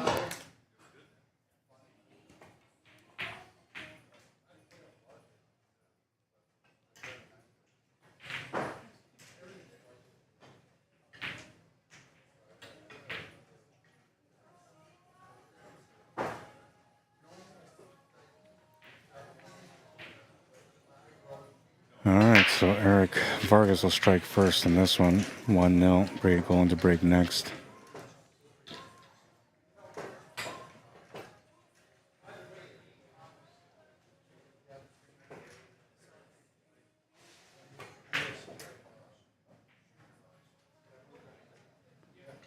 We have another matchup that's going to start soon here on this table, and we got Barry McLean just warming up. It's going to be Barry McLean against Stephen Olam.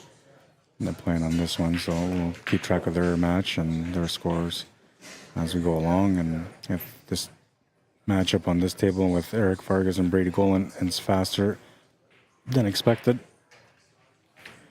then we'll switch right over to the Stephen Olam and Barry McLean matchup.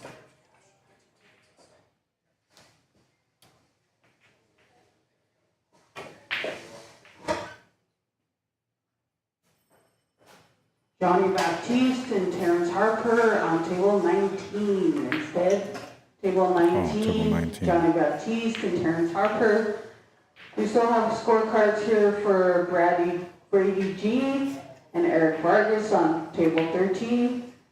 Stephen Holm and Barry McLean on table 14.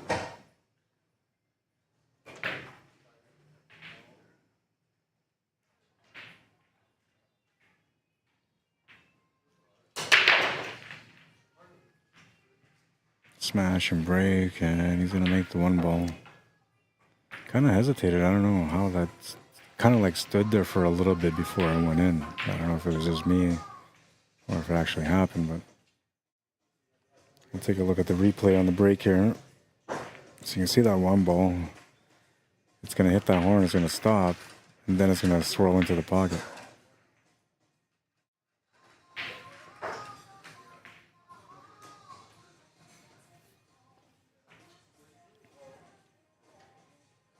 Okay, he's got a bit of a shot here with the two ball.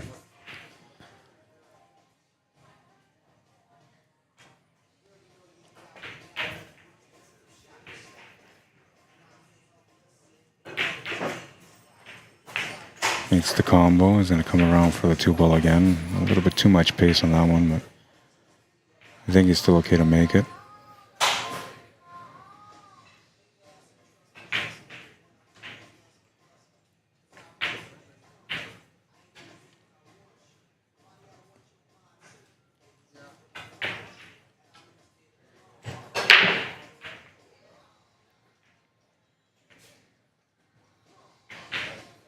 Makes a great cut to the side, and he'll have a shot on the three ball.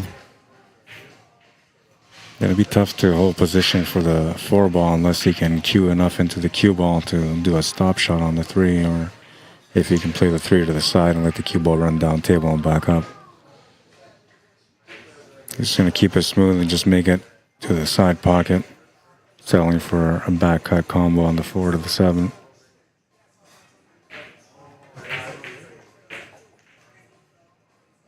He's either going to have to, well, he's in a dangerous spot here, because if you play this through with draw and that 4 ball drops after making the 7 ball, it's not going to give him much for that 6 ball. And now if he hits it to hold the 4 ball there after making contact with the 7 ball, he's going to have a trouble with that 9 ball. Trying to change things up here, and he knew all that stuff was going on, so he's going to try to change it up and try to create something. He's going to get unfortunate on it. Not going to have much of an opportunity on the 4, but you can see it, so it's something. Safety's probably the best option here.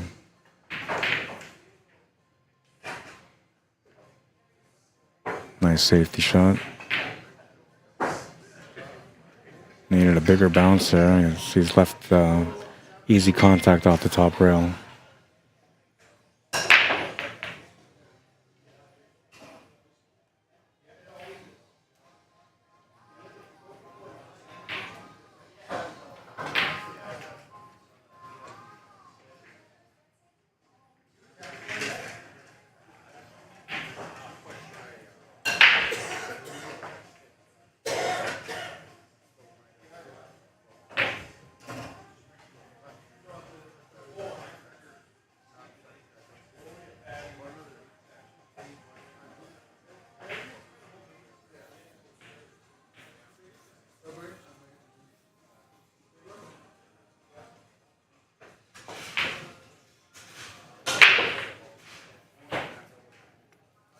Trying to check this with some left-hand spin to bank that 2 ball and leave the white ball on top of the 6.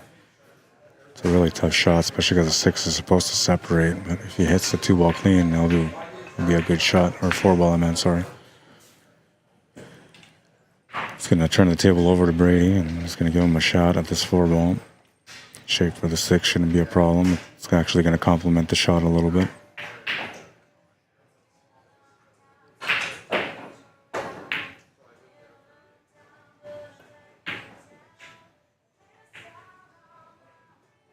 Going to do a bit of a power stroke shot here off the rail to get back to the 8 ball.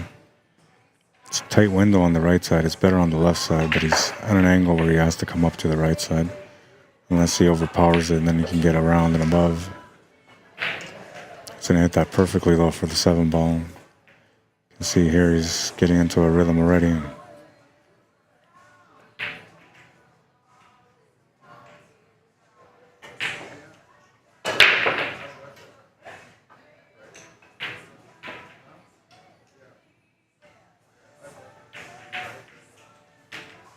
Get a finish from Brady. Ties up the match at 1.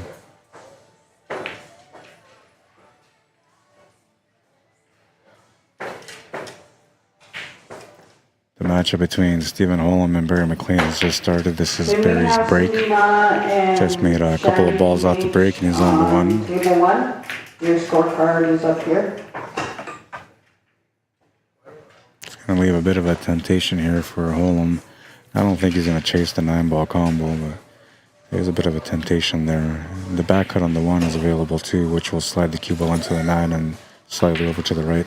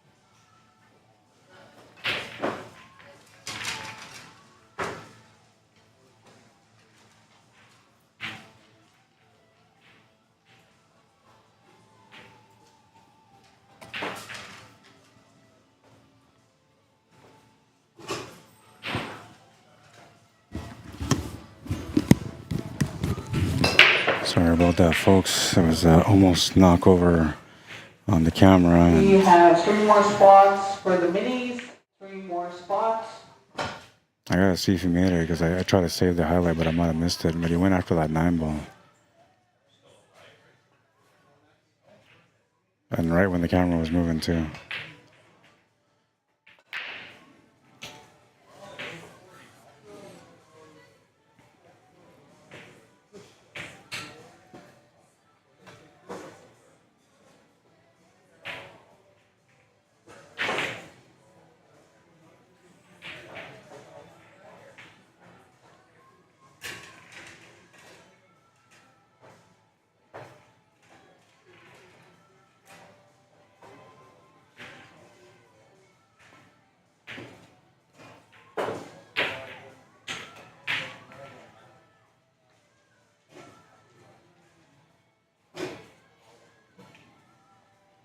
I want to have this up there. Oh, no.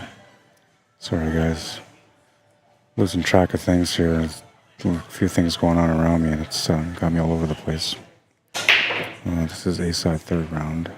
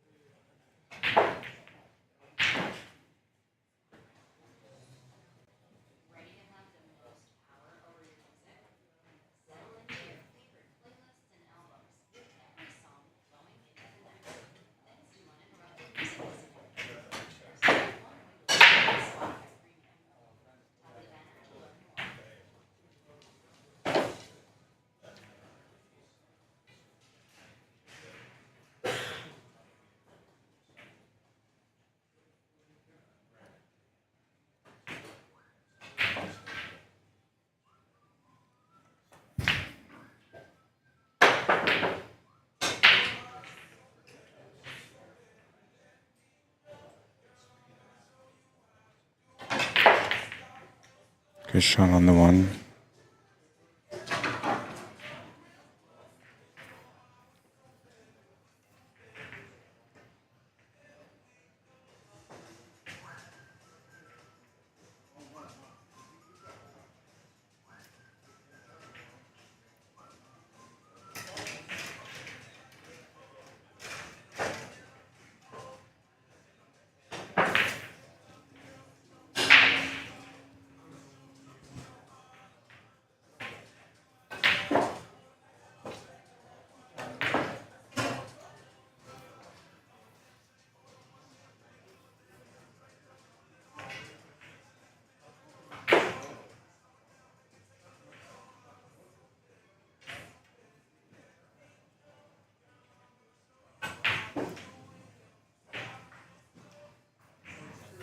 Yeah, he's trying to get into a groove on this table. You can see he feels the speed of the table already.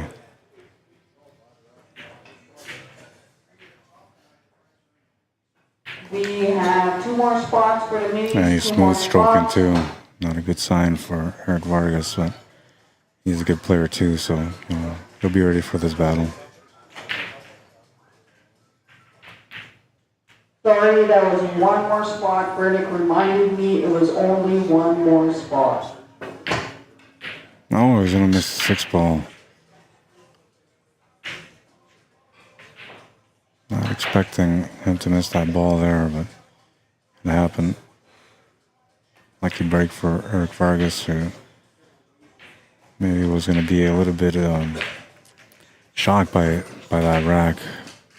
His opponent ran it out, but because he gets the turn of the table, it's a reset and an opportunity for him to take the lead instead. Lots of juice, and he's going to scratch that cue ball. Oh, it's going to hit the rail. Oh, man, how did that not go in? It looked like it was destined to scratch, but it's kind of fortunate that it didn't scratch because he has a shot to the side pocket still on the 7 ball, but because they didn't get the shape that he wanted, nor did he play the cue ball the way that he wanted, he's kind of rattled by it, and that usually affects the player. Higher level players are better mentality-wise, but usually this is one of those things that'll affect the player when they don't get the shot that we're trying to get, or the shape that we're trying to play.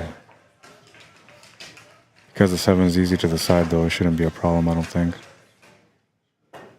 We're all filled up Oh, for the it was, and look at this. Oh, just avoided the scratch. Next mini. Such a common thing for a pool player, you know, when they have a plan in mind and the plan changes and they just don't take the time to reset for it, to be ready for it.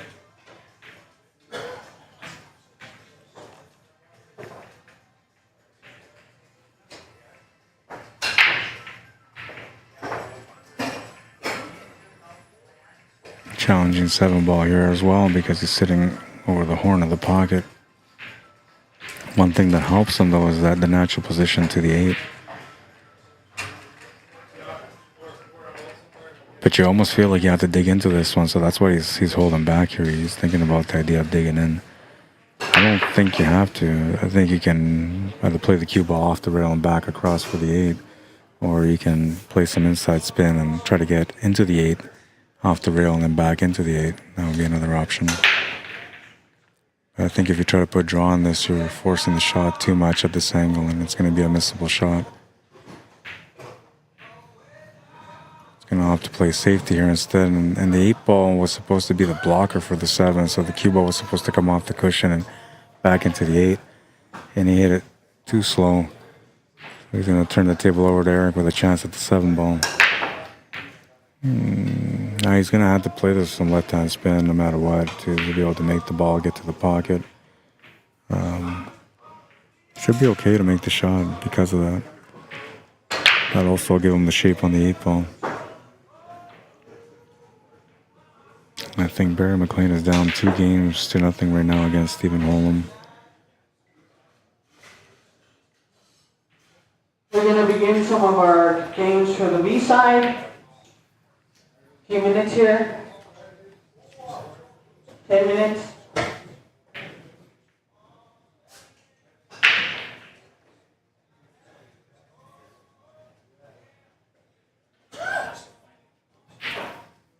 Safety would always be a good option here too.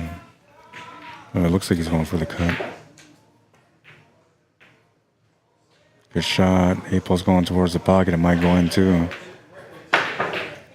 Makes them both easy shape for the 9 ball.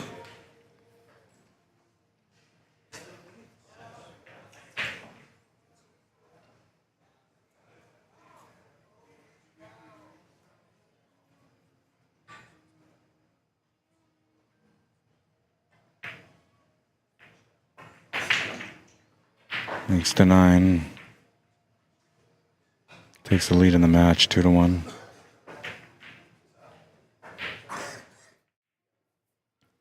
Nice little cut on this one. Makes the 7 and the 8 ball.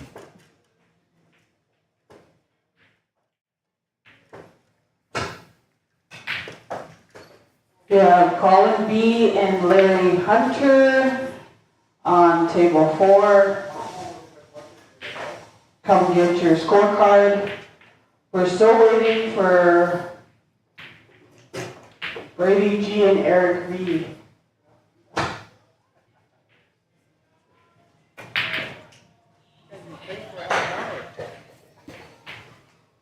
They were calling them to go get their score sheet. They'd already been playing. They're 3 games in, going on to game 4, but I guess they didn't have their score sheet, so calling them up for it.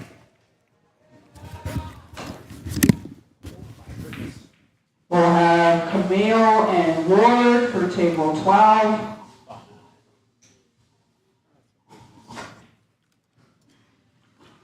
JANRI and Morley on table 9.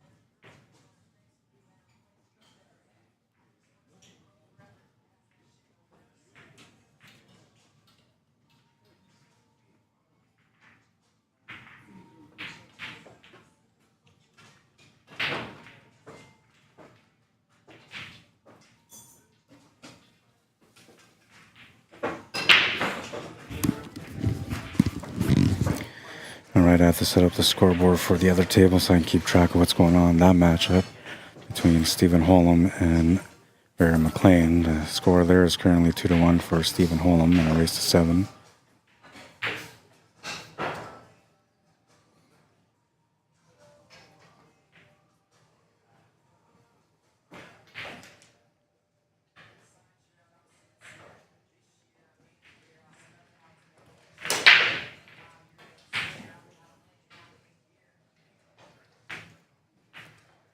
We'll be starting some of the B matches in 10 minutes. We'll start off with Jared Kashanu and Sean Monkman. Ian Reniger, and Kevin Bickner.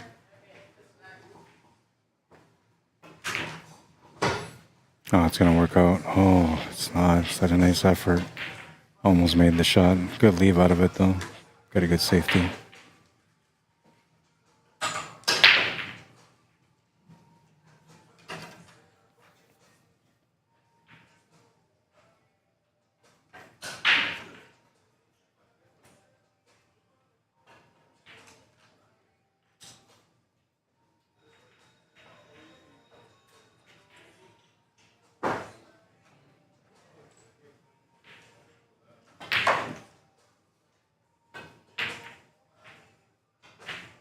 Good reply, almost made the shot there, and bounce off the horn is going to give him a safety.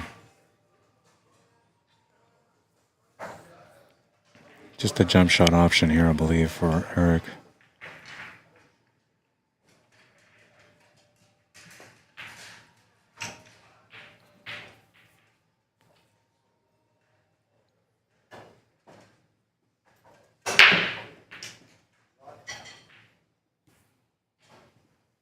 watch a shot. I'll be right back.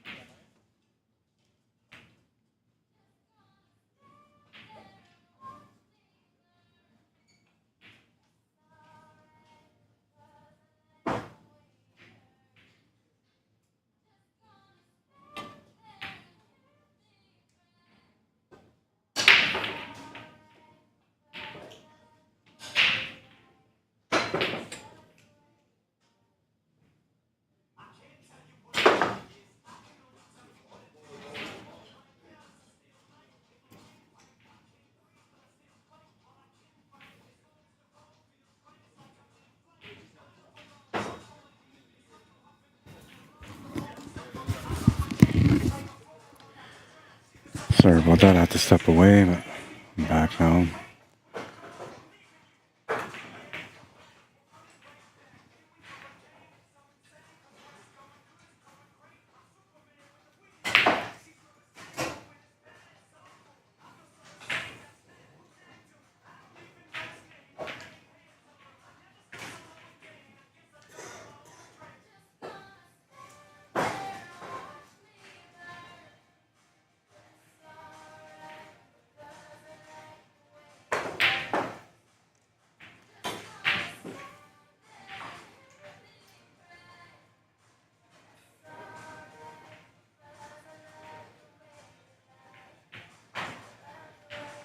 He's got the possibility of making the shot to the side pocket, but there's not a whole lot he can do for shape on the floor. He can't force the cue ball too much on the shot. He would only be able to roll it up. At the very best, try to come off the rail slightly. I don't think he's going to play a safety here.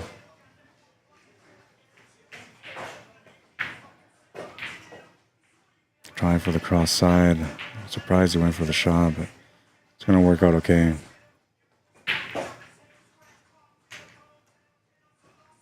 And you can see there from the shape that he had, he was just thinking about getting onto the four ball. And he would have been in tough had he made it, though the angle would have been slightly different on that one. But had he made the shot, the angle would have been slightly different on that cue ball. Barry McLean ties up the match at 2 against Stephen Holm. He's breaking next in rack number 5.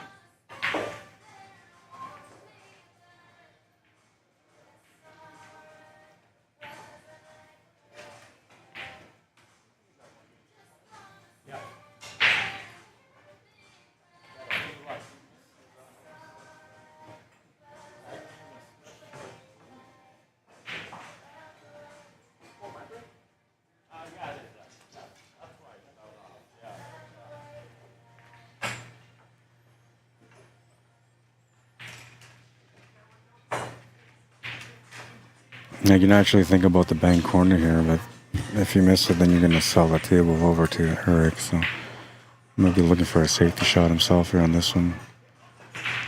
Oh, he's going to reverse cut this. Crazy. That effort was for him to get onto the 4 ball. He was good on it. Kind of worked out okay, though, because he ended up hooking Eric on that 3 ball behind the 6.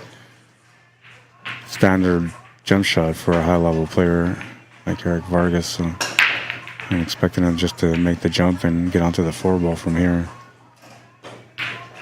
If he wanted to draw back off this 3 ball a little bit, that means he has to increase his height on this jump shot, which I don't really think is necessary. I guess you can just make the shot. But I'm thinking if you draw back, you know, maybe a couple inches, then you'll be better off for the 4 to the 5.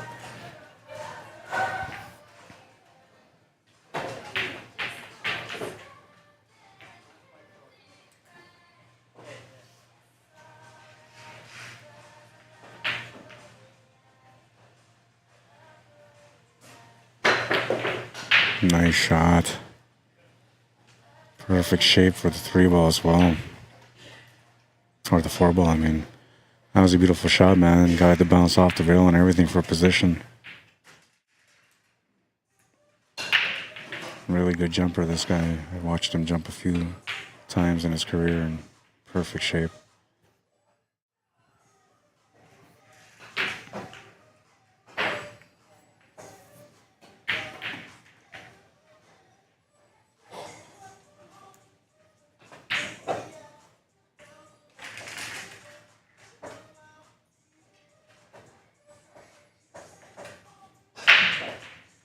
Okay, I like the stroke out on this one a little bit.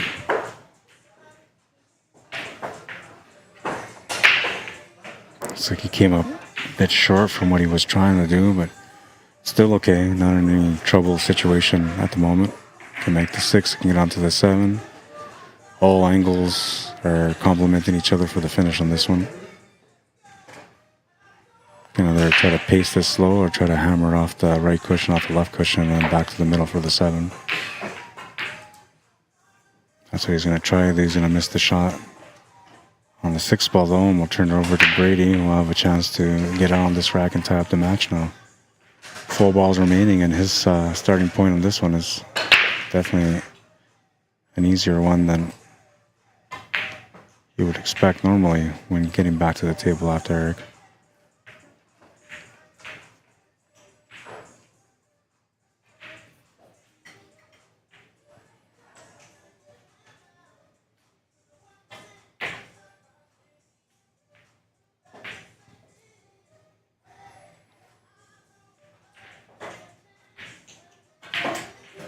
Lots of juice on that one.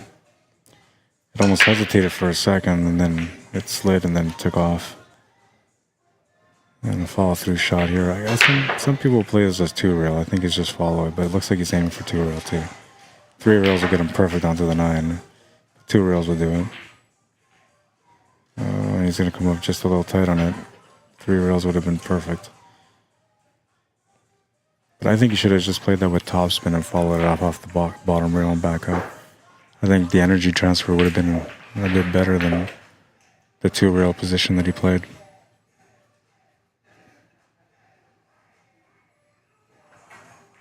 Still a makeable shot though, and he's going to make it.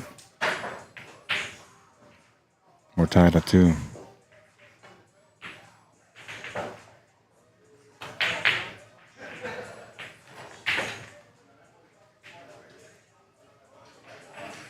We'll check up on the other table in this matchup between Barry McLean and Stephen Holm. And Stephen just turned the table over to Barry McLean, who's got a shot on the 3. Bit of a travel shot. Taking a look at the 4 ball to see if it goes past the 5 ball, because then that will make it a little bit more natural for the pattern.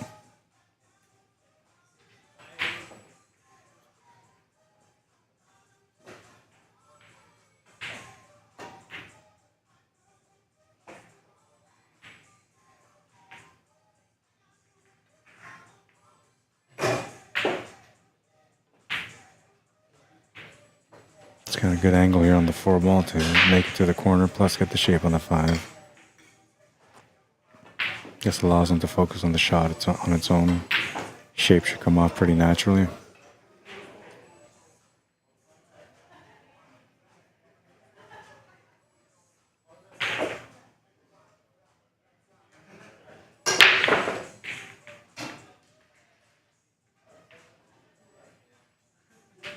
Nice little break from Eric Vargas on that one.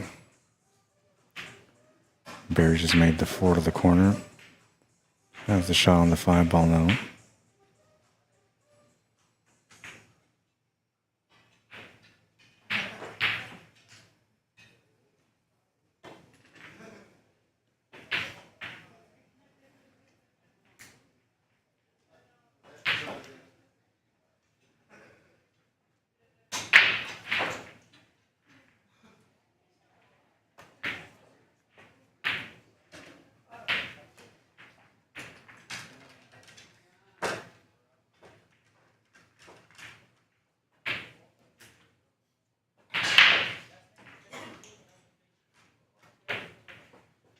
Nice combination on the opening shot.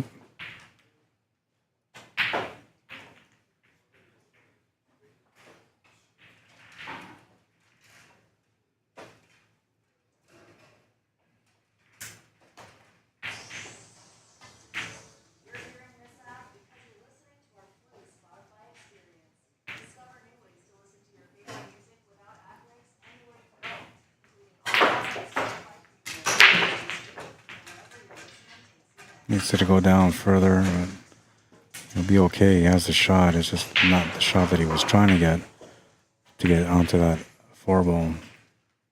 Going to solve for a bit of a back cut on this 4-ball now by drawing back on the 3-ball. I wonder if he's got enough room to go forward here and spin off from the 3 to get on top of the 4.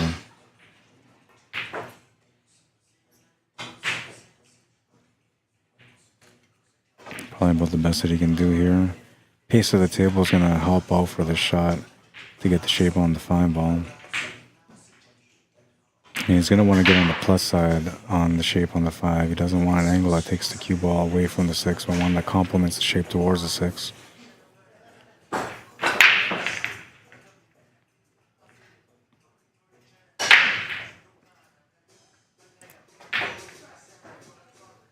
About a foot to the left from where he is right now would do it.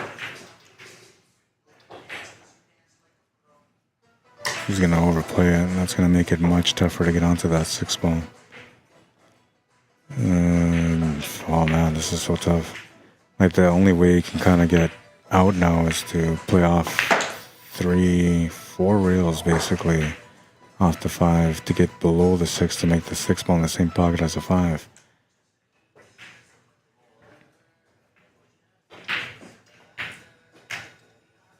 And if he feels like that's the only option he's got to put a lot of power into this shot.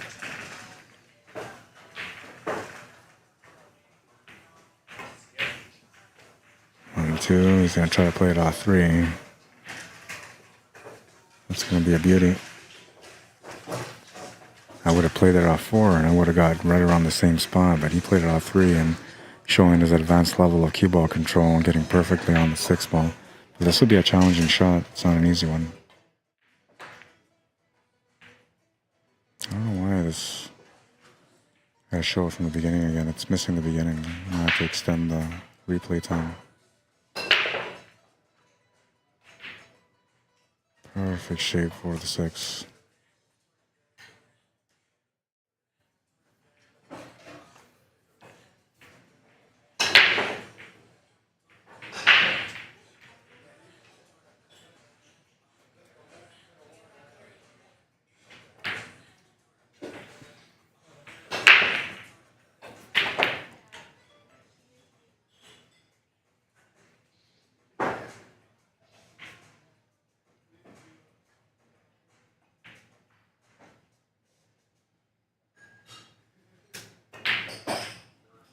I'll make the 9 and takes the lead in this match. 3-2.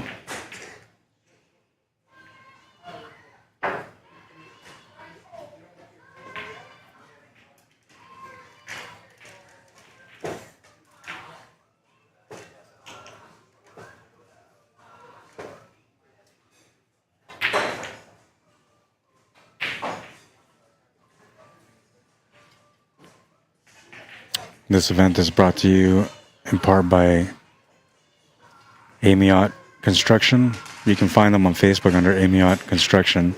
Also, check them out on their website at www.amiotconstruction.com.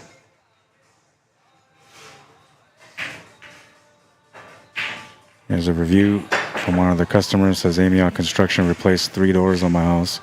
I was pleased with the work on my home. It was done very professionally and the workers were very respectful. I appreciate a reliable business that can complete the work in a timely fashion. I would highly recommend them to other homeowners. Margaret Kissakow, PS's. And Kevin Bigner on table 16. You can come and get your scorecards up here. Jared Kashanu and Sean Monklin on table 20. Ian R. and Kevin Bigner on table 16. Amiot Construction is 100% Indigenous owned, has been operating in Regina and around surrounding areas since 2007. Second game on the minis. Calling in some mini matches here.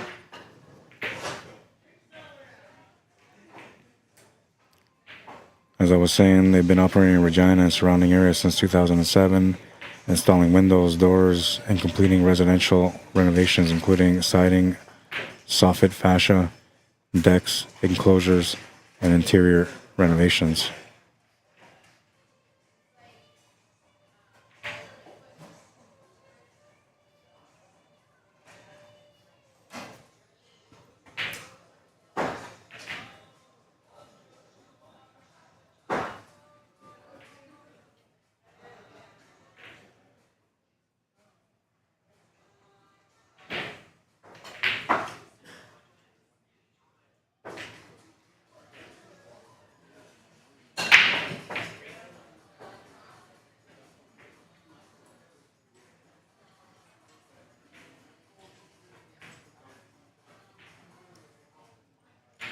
Ian and Ryan Nager. Ryan Nager, come on down for your scorecard. Sorry, that was Ian. I'm sorry. Ian R. Not sure what happened on this one, so we'll switch over to the other table. Oh no, he's coming back now.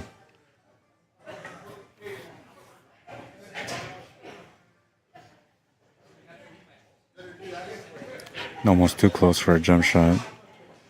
Tough for a kick shot.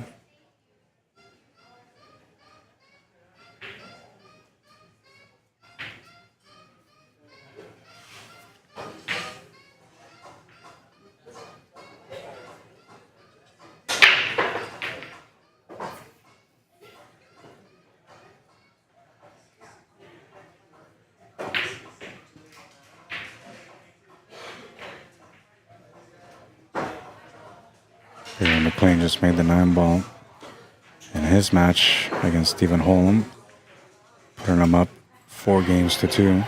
He's got a 2-game lead in a race to 7.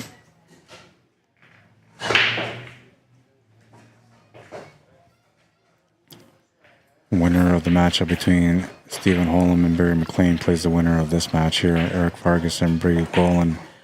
And that's going to be a quarterfinal match, I believe it or not. Easily, both these matches could easily be 2 semifinals or 2 championship matches. But they're playing in the round of 16 right now, trying to get into the quarterfinals.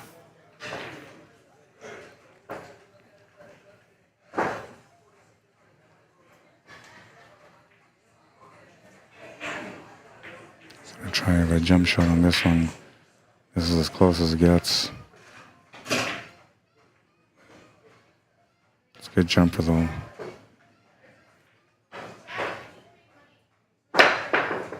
Oh, he's just gonna miss it. And he scratched. Great effort nonetheless. The focus there on that shot was more or less just getting the energy to jump the cue ball over the 7 and 4. And usually when you're focusing like that, you're gonna have a little bit of deflection on the cue ball because you're just really focusing on jumping over and you're not paying attention to a little bit of side spin that you're putting on that jump.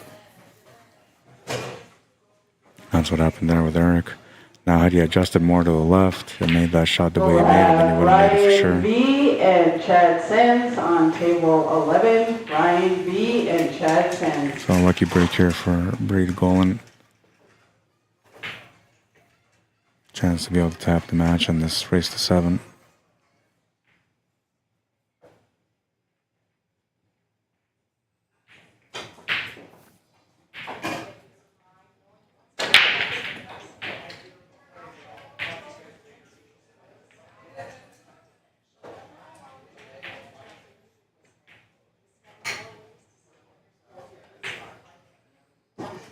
He didn't quite get the setup for the 4-ball to get above it. He's going to have to get below it, which would be okay as long as he gets to the left side cushion and gets a straight shot where he's not going to run into that 7-ball at all, because then he can just roll it up forward for the 5-ball.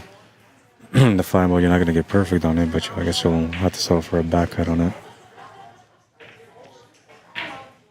Now, if he was to try to figure out a way to get position to get on top of the 4-ball, that would be obviously better for position on the 5, but so much tougher to get onto that 4 that way, especially with the shape that he's got on this 3.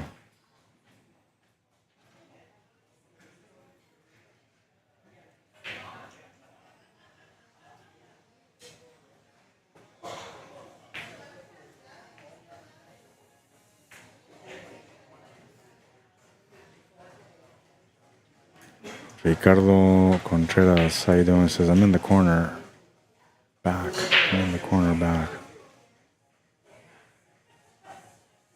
Jason Amos says, man, these two matching up a lot lately. LOL. It's because Brady's coming out to play again, man. So I think from what I understand, the pool scene where he lives wasn't as competitive or as good, and now he's living a little closer to Calgary, so he's playing in more tournaments. And he's a great player, obviously. I'd never met him up until today. Well, technically I met him yesterday when I streamed him, but I've never met him before, and I've only had a chance to watch him play a few times, but I know he's a legendary player. And so anytime you see him playing in a tournament, you kind of more or less expect him to to be playing against players like Eric Vargas and putting up good fights against them and sometimes beating them with ease. All depending on how the day goes for Brady, I guess. But so far today, it seems like his game is much stronger than it was yesterday. And yesterday he had a pretty strong game. Players are in danger here today. On table 6, JANRI and Larry H. on table 9.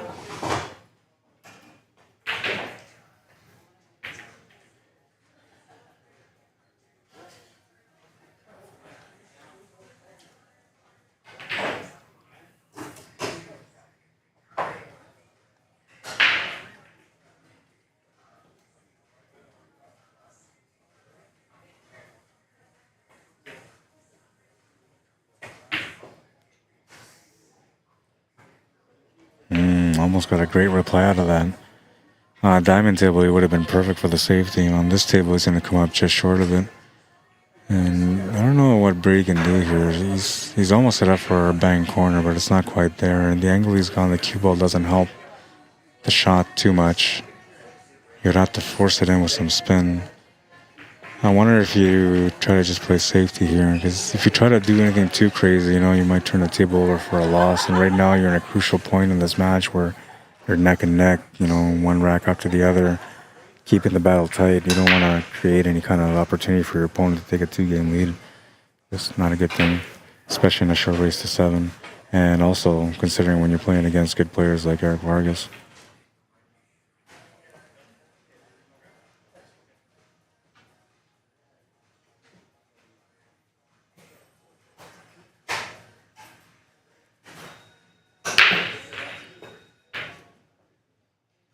JANRI, can you come back up? JANRI? Uh-oh. JANRI and Larry Hunter. I think he's left him the 4-9 combo. And if he didn't, he left him a jump shot. That's a pretty easy 4-9 combo jump shot. But I'm pretty sure you can see it.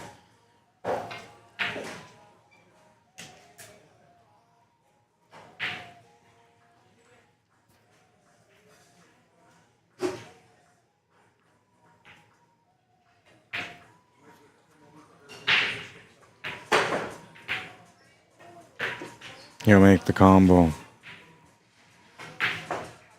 Unfortunate on that leave for Brady. Down by 2 now. And I believe Eric's breaking next, which can easily lead to a 3-game lead, depending on how the break goes. Looks like Barry McLean just won another game there. 5-2 between him and Stephen Holm.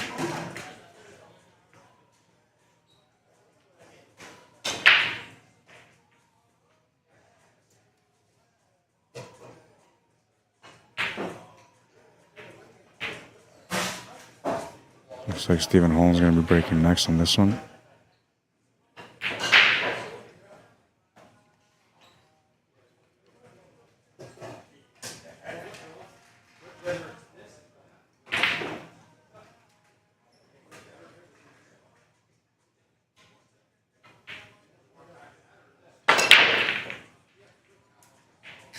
Smash to break. It doesn't look like anything's going in though. Back to our main table. Eric Vargas to break on this one, leading 2 games in this matchup right now. 4-2 is the score. 3 away from winning.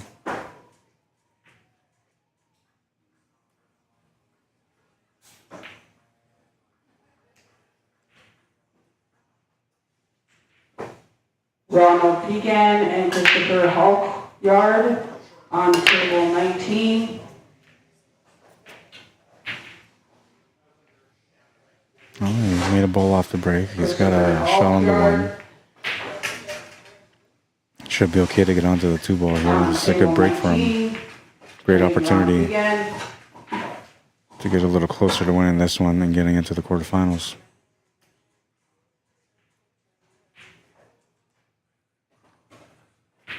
Looks to me like the tangent line is trying to take him directly into that 4 ball. So you might actually have to lean into it just to get set up for the 2 ball to the side pocket.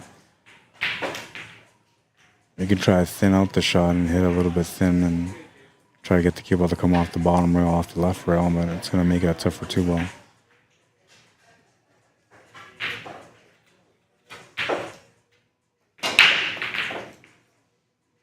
I think he was trying to avoid running into the 4 ball, but he ended up running into it anyway. And because he was trying to avoid it, it ended up leaving him in a bad spot here on the 2 ball.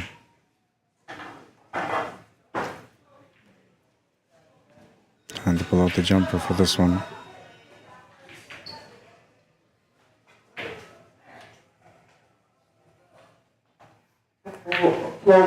Stephen Holm just made a 9-ball combo there on this rack to make it 5-3. He's down by 2. Quick rack on that one from Stephen.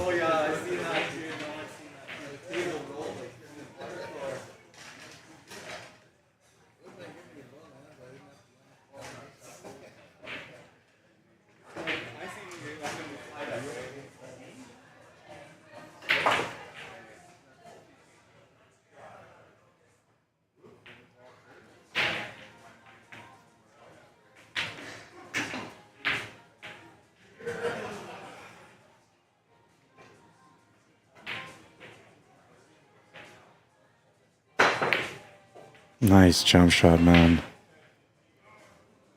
Shape on the 3-ball, too. This guy's got an incredible jump shot. If there's one thing that I would try to learn from, would probably be the jump shot. His breaks are pretty good, too, though. This is a beauty, though. Nice jump shot. Great setup for the 3-ball. Right between the 6 and the 3. Classy, classy.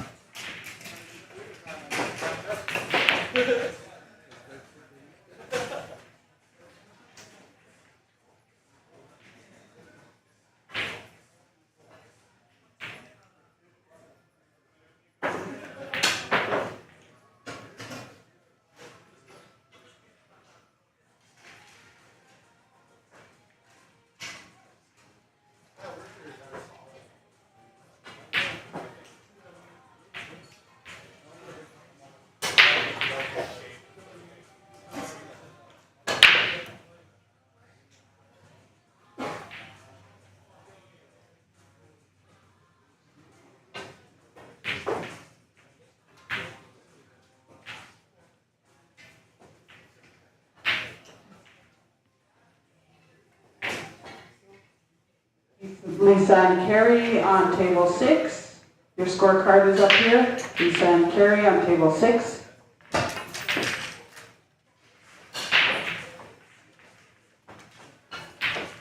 Here's the highlight of the day from yesterday. Brady Golan. 3-rail kick shot on the one. What a beautiful shot that was. Play your best game with Q Sports Live, and I'll be waiting for you and your highlight of the day. We need 6 white players to start the second mini.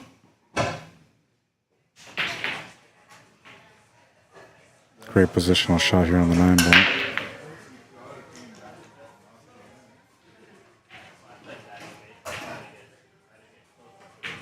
What do you guys think? Should this be the highlight of the day for today? It's a beautiful highlight, and it's led to a win. The way he got in between that 3 and 6, man, that was pool gods at work on that one. What do you think? Is that the highlight of the day for today? 5-2.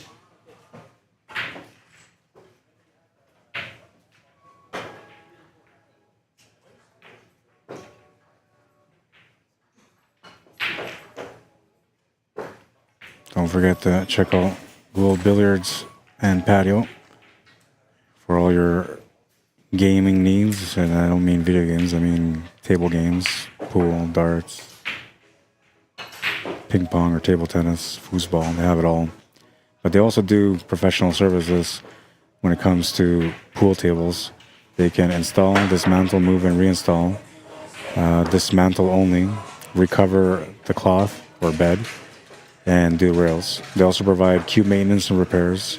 To arrange for service, please contact your local Gould Home Recreation Center in Regina at 306-522-1442, and Saskatoon, 306-244-5041, or you can reach them via email at their service dispatch center at service@gouldhomerec.com.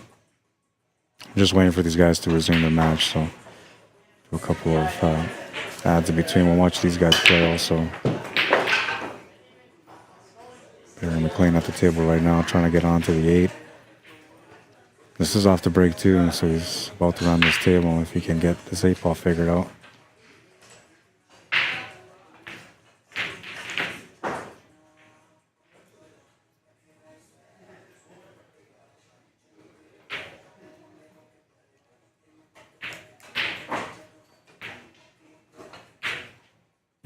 Just missed the 8 ball. He's already walking around to the 9 ball. He thought it was in. Turnover here, and Stephen Holm, who is currently down by 2, has a chance to get within 1. Here's some of the products you can find at Gould Billiard and Patio. They have lots of pool gear. You got cues, cases, balls, and cloth. I was just mentioning earlier, they have table games, billiard tables, rec room furniture, billiard accessories, and darts and accessories. If you're looking for some patio furniture, they got lots of patio furniture, umbrellas, fire tables. They have a little bit of everything. Whatever you're looking for, you can find at Gould Billiard and Patio.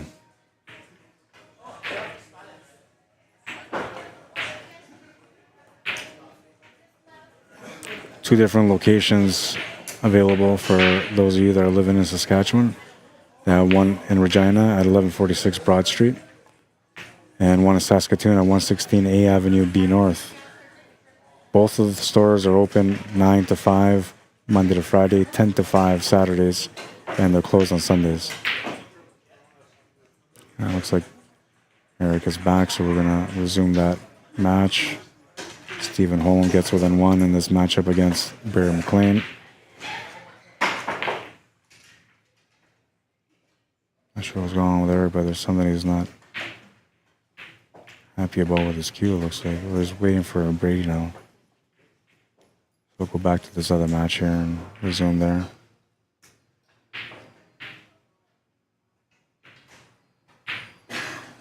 Another one of our sponsors, Brown Bear Woman Events. You can give them a call at 403-607-2824. You can check them out on their website at events@brownbearwoman.ca.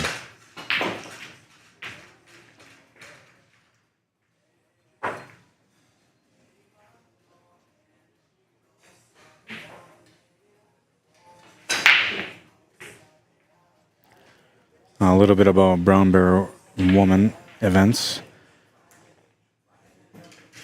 They focus on generational Indigenous history.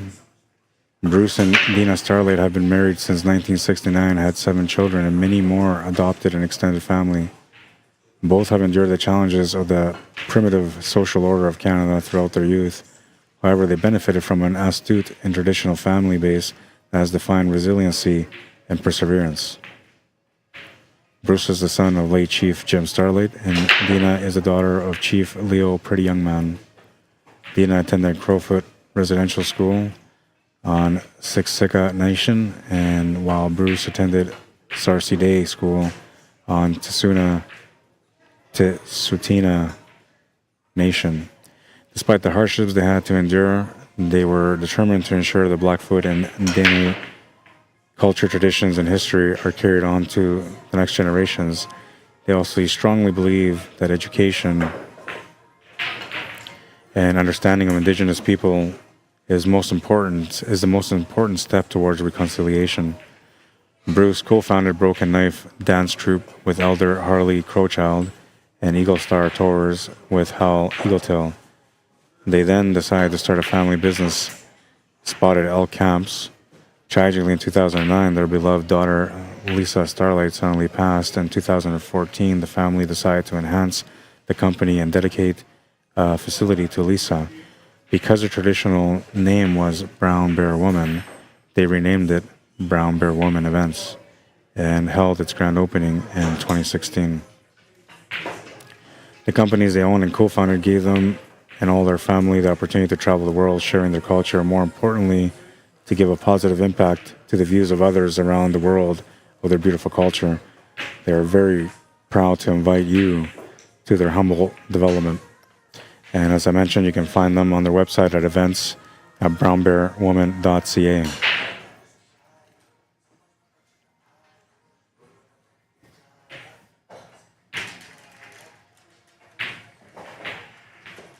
Looks like Brady's back, so we're going to resume that match.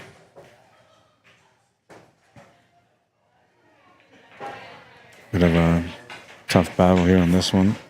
It's getting close. 5-4, 1 game difference. Barry McLean at the table trying to get on the hill first.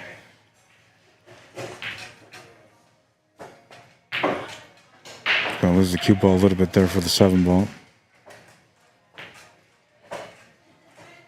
Brady's getting ready to break here in rack number 8. Only trailing by 3 against Eric.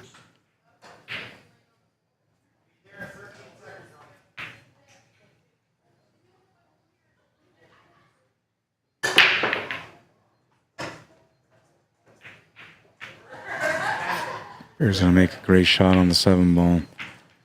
It's going to get onto the 8 ball. He'll have a chance to get on the hill first. Brady just broke dry on this table, and we have Eric Vargas at the table with a chance to get on the hill first in this one. And Barry McLean gets onto the 9 ball, and he's on the hill against Stephen Holm. 1 win away from getting into the quarterfinals to play against the winner of this matchup.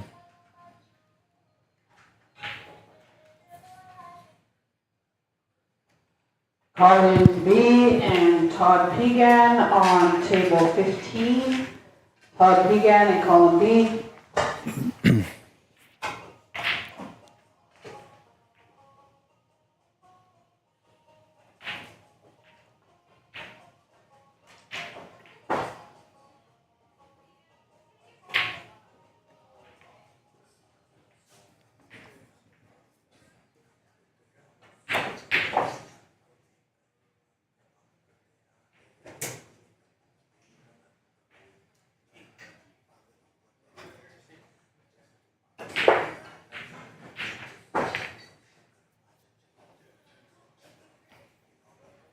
Barry McLean and Stephen Holm are on a quick break.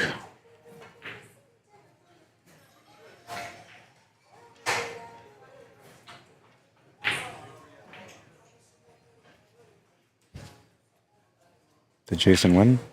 Yeah. Okay. What was the score? 7-3. 7-3, I think. Oh, okay. So he's on to the quarterfinals now. He plays Johnny Baptiste. Did Johnny win his match? Yeah. Todd PEIGAN and Colin B. Let me see if I can get that one on the TV table. 15. I'm sure, yeah, they will. About an hour's time or an hour, she said. That'll be a really nice matchup.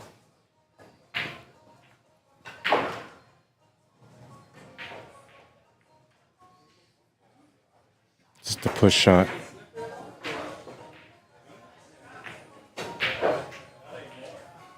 And we gotta take about 5 minutes off the clock here because they weren't a quick breather. So Barry's on the hill now. yeah, I see that. Yeah, playing strong.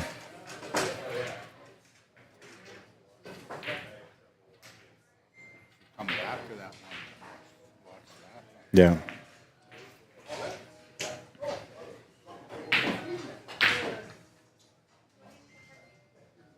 Barry McLean breaking on this one here, breaking for the match.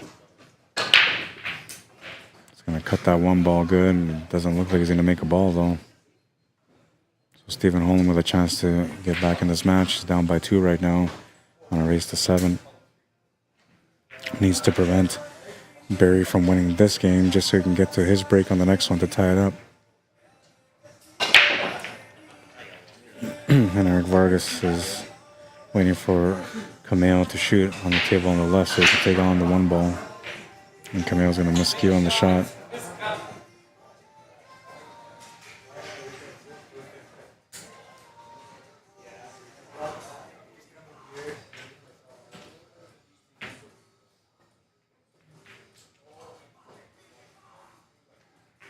Came up a bit short on position for the 2. It's going to force him into a hard cut or a bank. Stephen Holm at the table right now makes the 2 ball. He's got position on the 3. He needs to figure out the 4 ball, which goes to the bottom left corner.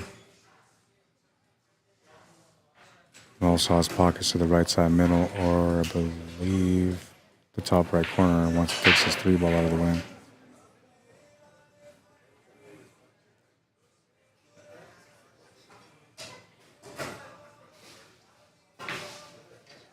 Eric's going to make a really nice cut on the 2 ball.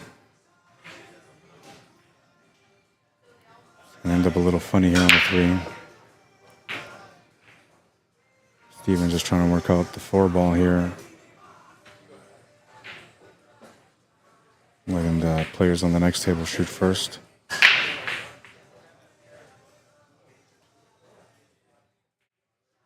This was a nice cut from Eric Vargas. Lots of pace on this one.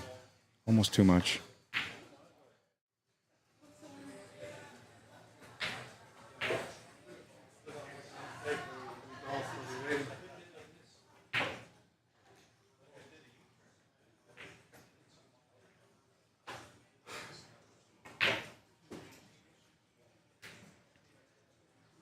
Running into that 8 ball is going to rob him from getting shape on the 4 ball. He's really tight on this one. I don't think he's going to go for a jump shot on this one. Normally that is what he would do. Stephen Holman makes the 3 on this table. He's got a shot on the 4 ball. Looks like he's going to have to settle for a 5-9 combo. Usually not the choice of most players, but every now and then you're in situations that you can't avoid. And I feel like this might be one of them. Though I think it might be better just to, play the 4 ball off the rail, or the cue ball off the rail after making the 4 and setting up for the 5 ball in the right side middle pocket. Only because the table is pretty open, but I can see the temptation there of setting up for the 5-9.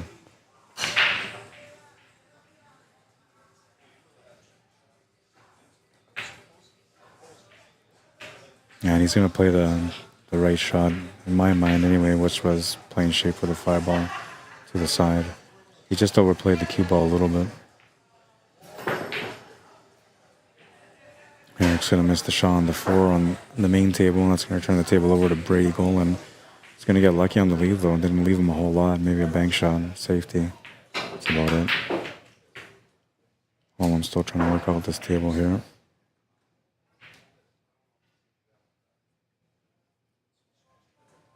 Wondering if he can just stun over for the 6 ball to make the 6 ball in the same pocket as the 5.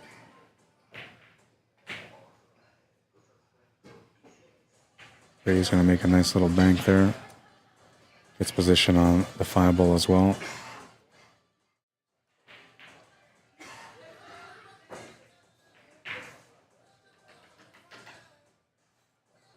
Perfect weight. We have Hadar Cappo and Gerald Kashanu, table 10. Hadar and Gerald, table 10.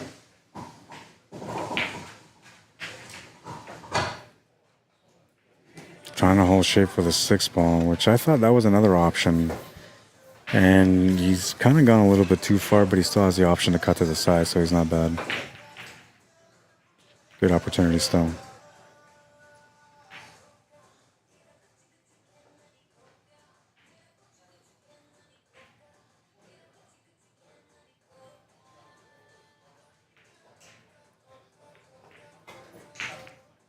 Both players making the 6 on their shots. Holm on the 7. So is Brady, but he's got a tougher shot on the 7.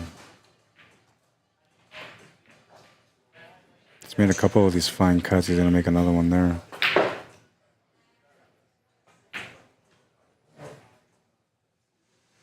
Cappo and Ward Hansen, table 8. Todd Cappo and Ward Hansen, table 8. Bump into the 9's going to set him up for the corner.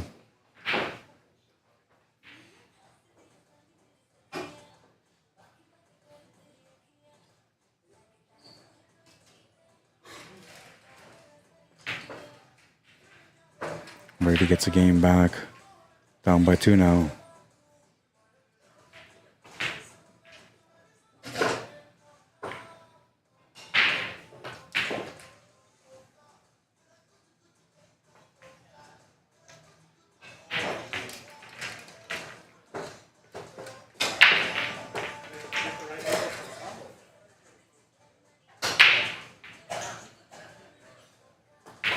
Makes the 9-ball. Down by 1, 6-5 against Barry McLean. Winner of that match plays against the winner of this match between Eric and Brady in the next round.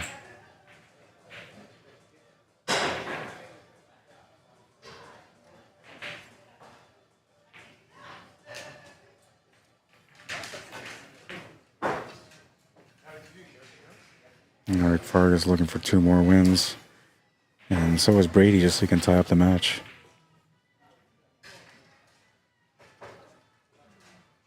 I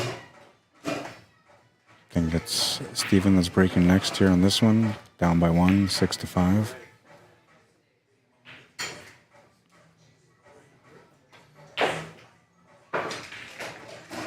There are the tournament rules for the second annual Moses Cappo Memorial Tournament.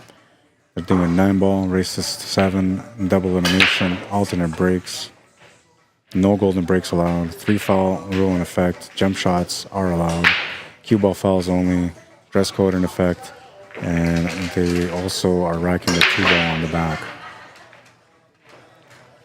Eric's going to smash the pack, and he's going to make a ball off the break. He made the 6-ball. We'll have a difficult starting point here with the 1-ball. Here are the participating players from this year. Thank you to everybody for supporting the event and coming out to play. Some great competition here at the second annual Moses Cappo Memorial Tournament.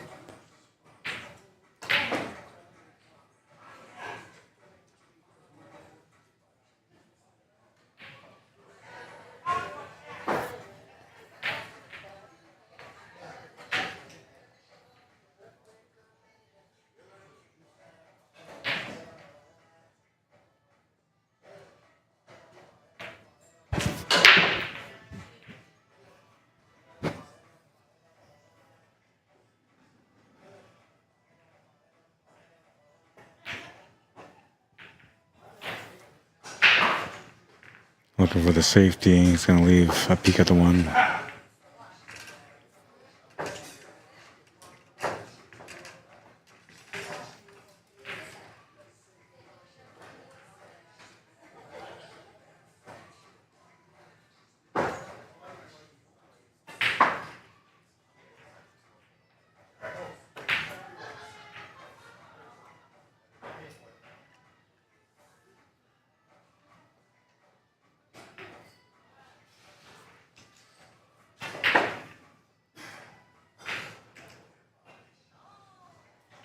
I think he's kind of stuck here. I don't think you can see much of the right side of the 1-ball, so all you can really see is from the middle of the 1 and to the left, which is a scratch tangent line.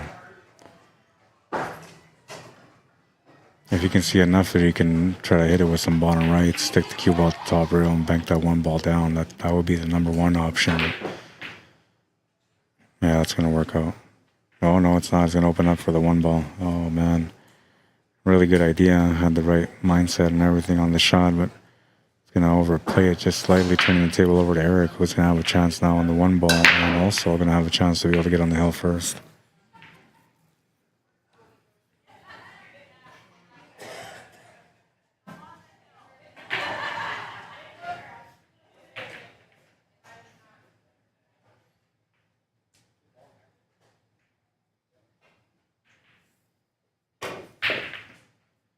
Oh man, Barry almost fluked off the 9, and he got lucky by hooking him on the 1-ball. He was trying to make that 1-ball and then run into the 2-ball, and he almost made the 9-ball and got lucky on the 1. Unbelievable. Not a whole lot that Steven can do here except for just a kick shot.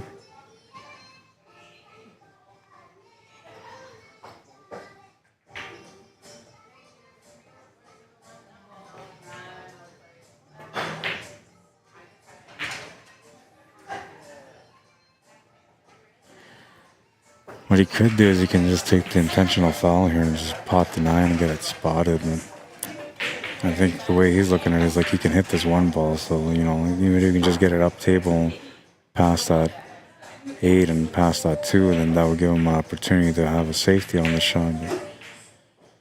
Risky, man. We'll have especially because your opponent's on the hill, you know, just waiting for a chance to close out. That 9 ball sitting there is a big threat. And now to take the intentional foul and spot the 9 will probably backfire on you anyway. So I think that's why he's looking at this like he has to commit to making the shot, to doing something here with the 1 ball.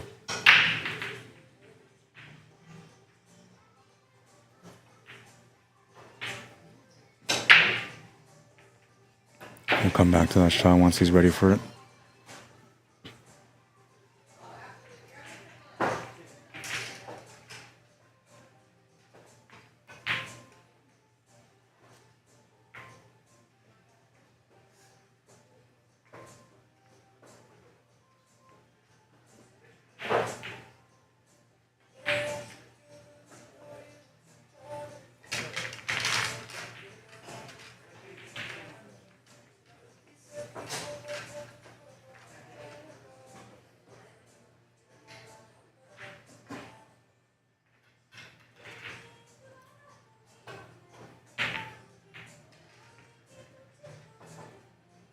Good hit from Brady.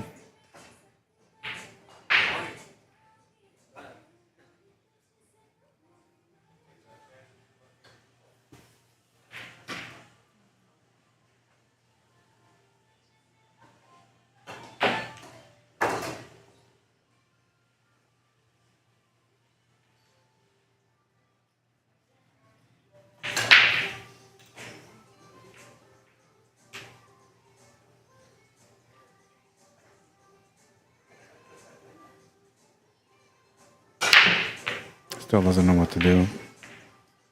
I'm curious to see what he's going to do here because this is like a crucial decision, whatever he decides to do here.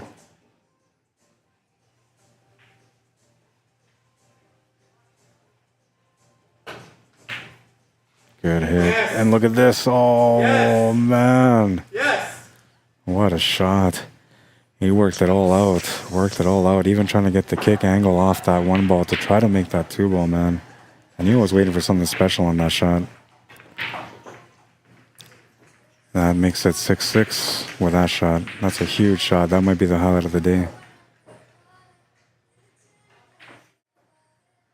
Look at this shot.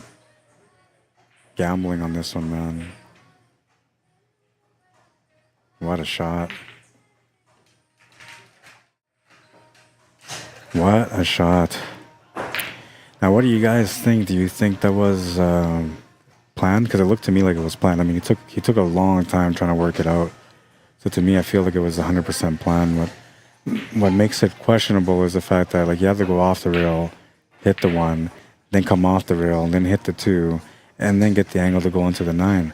It's such a key shot, man, because that was going to be a losing rack if he didn't make that 9 ball or if he didn't connect that 1 ball properly.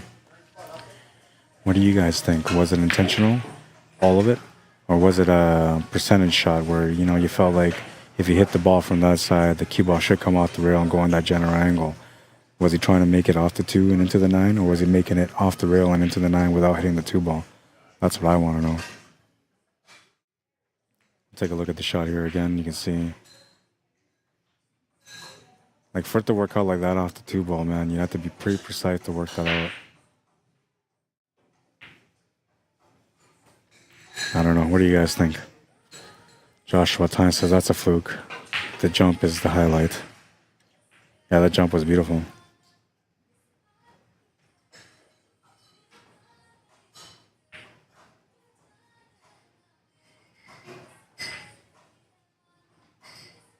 Like that's a huge break in a match. Let's take a look at it again. Score is 6-5. Stephen Holm down by 1, and he comes up with this shot to take it to the hill.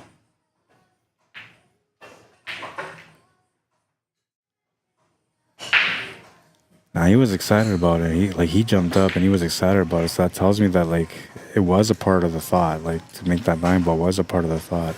I just don't know if he meant for it to go off the rail, off the 2. I think he was just trying to get a line off the bottom rail and back up to the 9.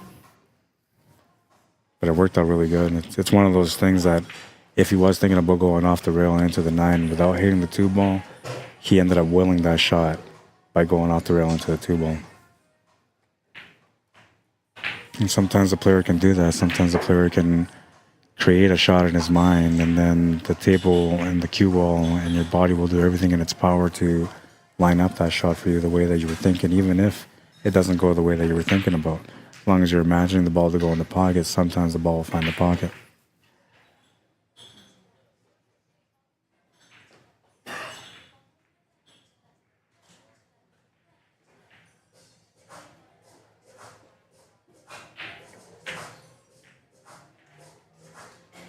Looking at the final rack between these guys now, and Barry McLean just broke for the match.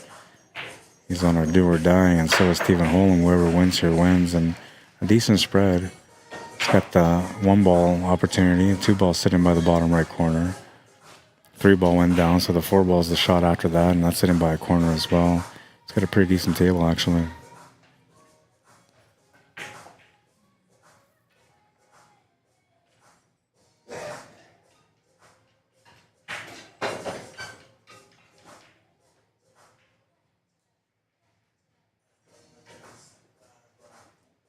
Oh, and Brady tried the kick shot and just missed it. That's going to give Eric Vargas a chance to get on the hill now. 5 balls remaining and a decent spread. 4 to the 5 is all the work on that one.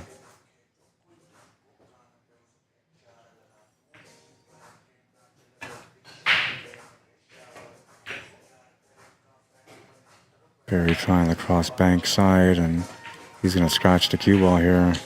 Stephen Holm with a chance to win the match now. Pretty open table, so you kind of almost more or less expect him to run this table out.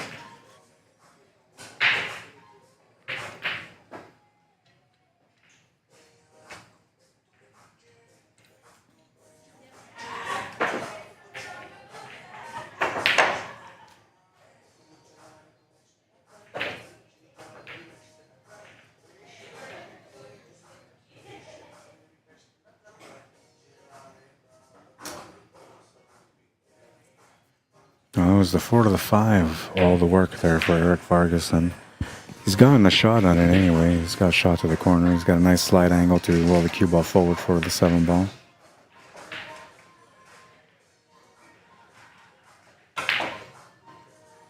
Just doing some assessing here, trying to figure out the angle that he wants. Stephen Holm starting on his turn on this table. It's a hill-hill matchup. Winner of this one wins the match. Eric's going to make a tougher shot to the side pocket, which is going to give him the position on the 7-ball to get set up for the 8-ball. Steven just made the 2-ball, and he's on the 4-ball. Angle to run in towards that 7-ball, so this is going to be a challenge for him on this one. Eric's going to be okay on this one here. Maybe overpowered it a little bit, but he should be all right to get shape on the 9-ball still. And Holm was going to run into that 7-ball, and he committed to running into it. Added a little bit extra pace. Didn't quite get the reward that he was looking for, but he has a chance still.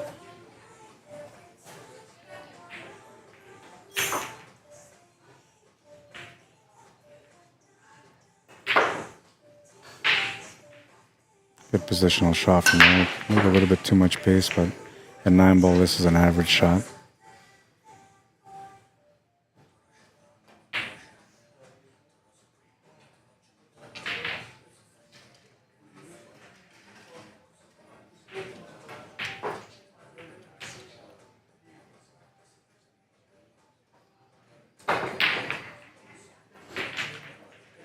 Eric makes the 9-ball. He's on the hill. 6-3 is the current score, and our main matchup.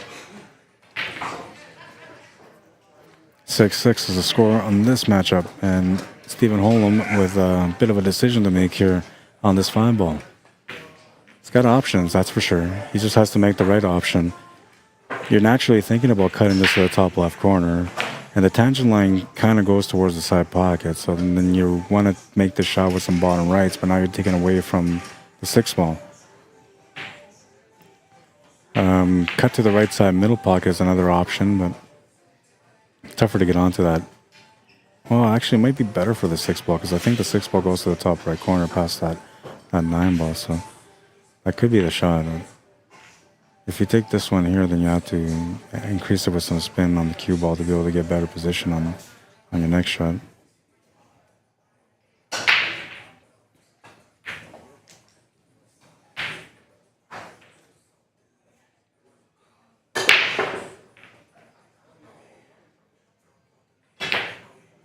Brady Golan just broke on the next rack.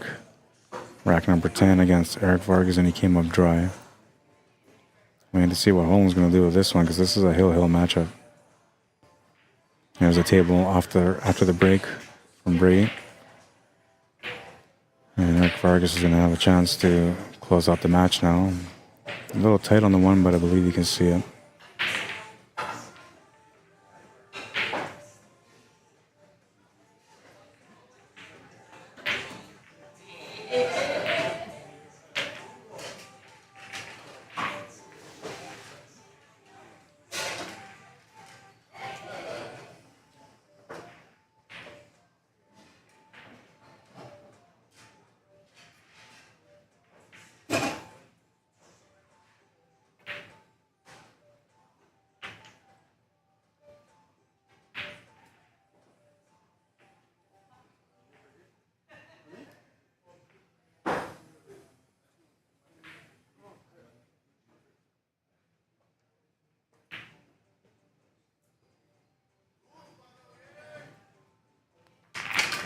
I get it, Rob Gear, but this is a hill-hill matchup on table 2, and it's an important one. The winner here plays against the winner on the main TV table.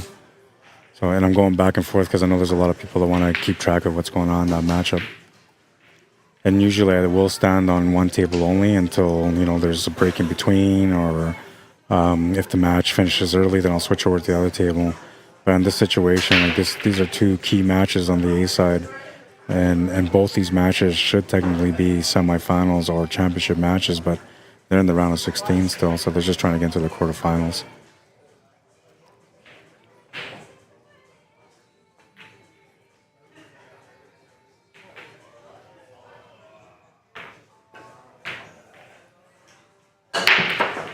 Brady's going to get a little lucky there. Missed the 1 ball, but ended up making the 7 ball.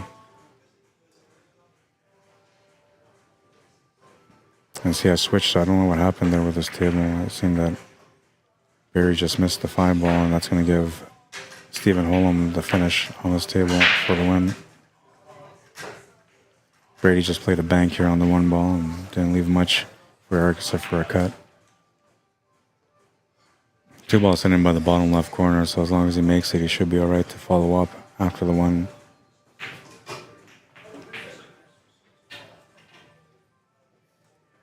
And going back to the Stephen Holm and Barry McLean matchup, Stephen's almost at the finish here. Made the 5, 6, 7, 8, 9 remaining.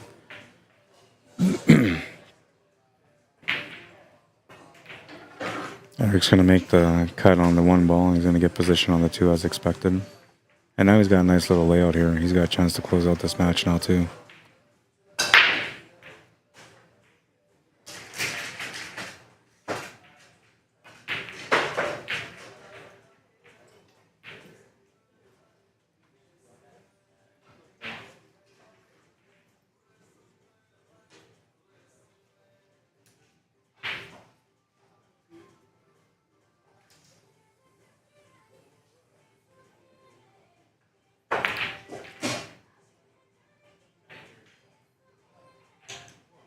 Comes up a little bit short on position for the 4, but he still has a makeable shot.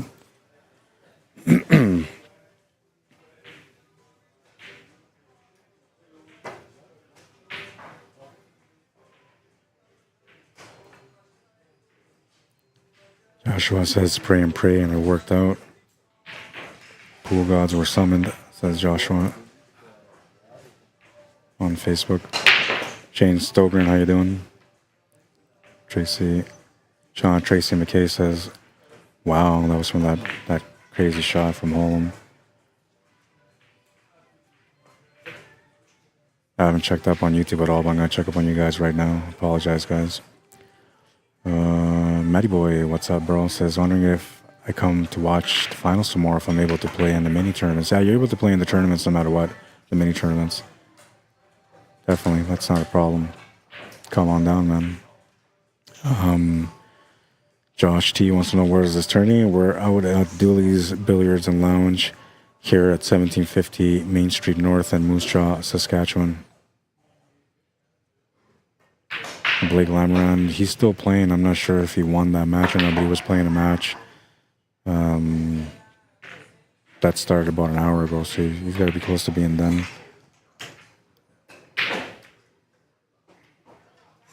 Eric's going to win that match. 7-3, the final score between them. And this is a 6-6 matchup. Holm with a chance to close out. It seemed like he had a really easy table for a finish there, but he's going to make it a little bit harder here with the position on the 8. Just a big draw shot, though. That's all he needs. Oh, he's going to jump the cue ball off the table. Oh, man, he needed a big draw shot. I can't believe he did that. Man. So Barry McLean's going to win that game. And what other matches do we have around here? Hader Cappo is just practicing. Match on the right is a match. I have no idea who these gentlemen are, but we'll put it over to the right to watch them.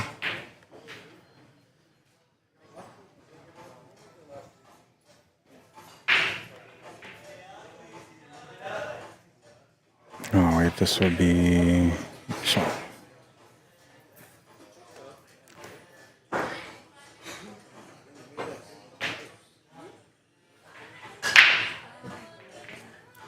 Okay, so we got it on this table for now. Let me bring this back. No idea who these gentlemen are that are playing, but they're playing right now. So we're going to leave it there while I figure out what's going on for the next round of matches. And I believe they're going to have B-side matches next and then the A-side quarterfinals. And I think tomorrow they come back with like the semifinal. I'm going to find all this stuff right now, actually, before I keep talking. I'll be right back. Well, I'll be back in a couple of minutes.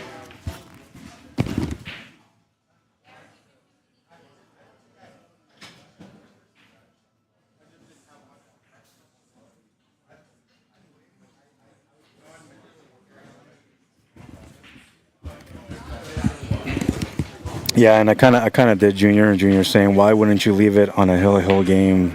Who cares about the other table? And Vargas is up 6-3.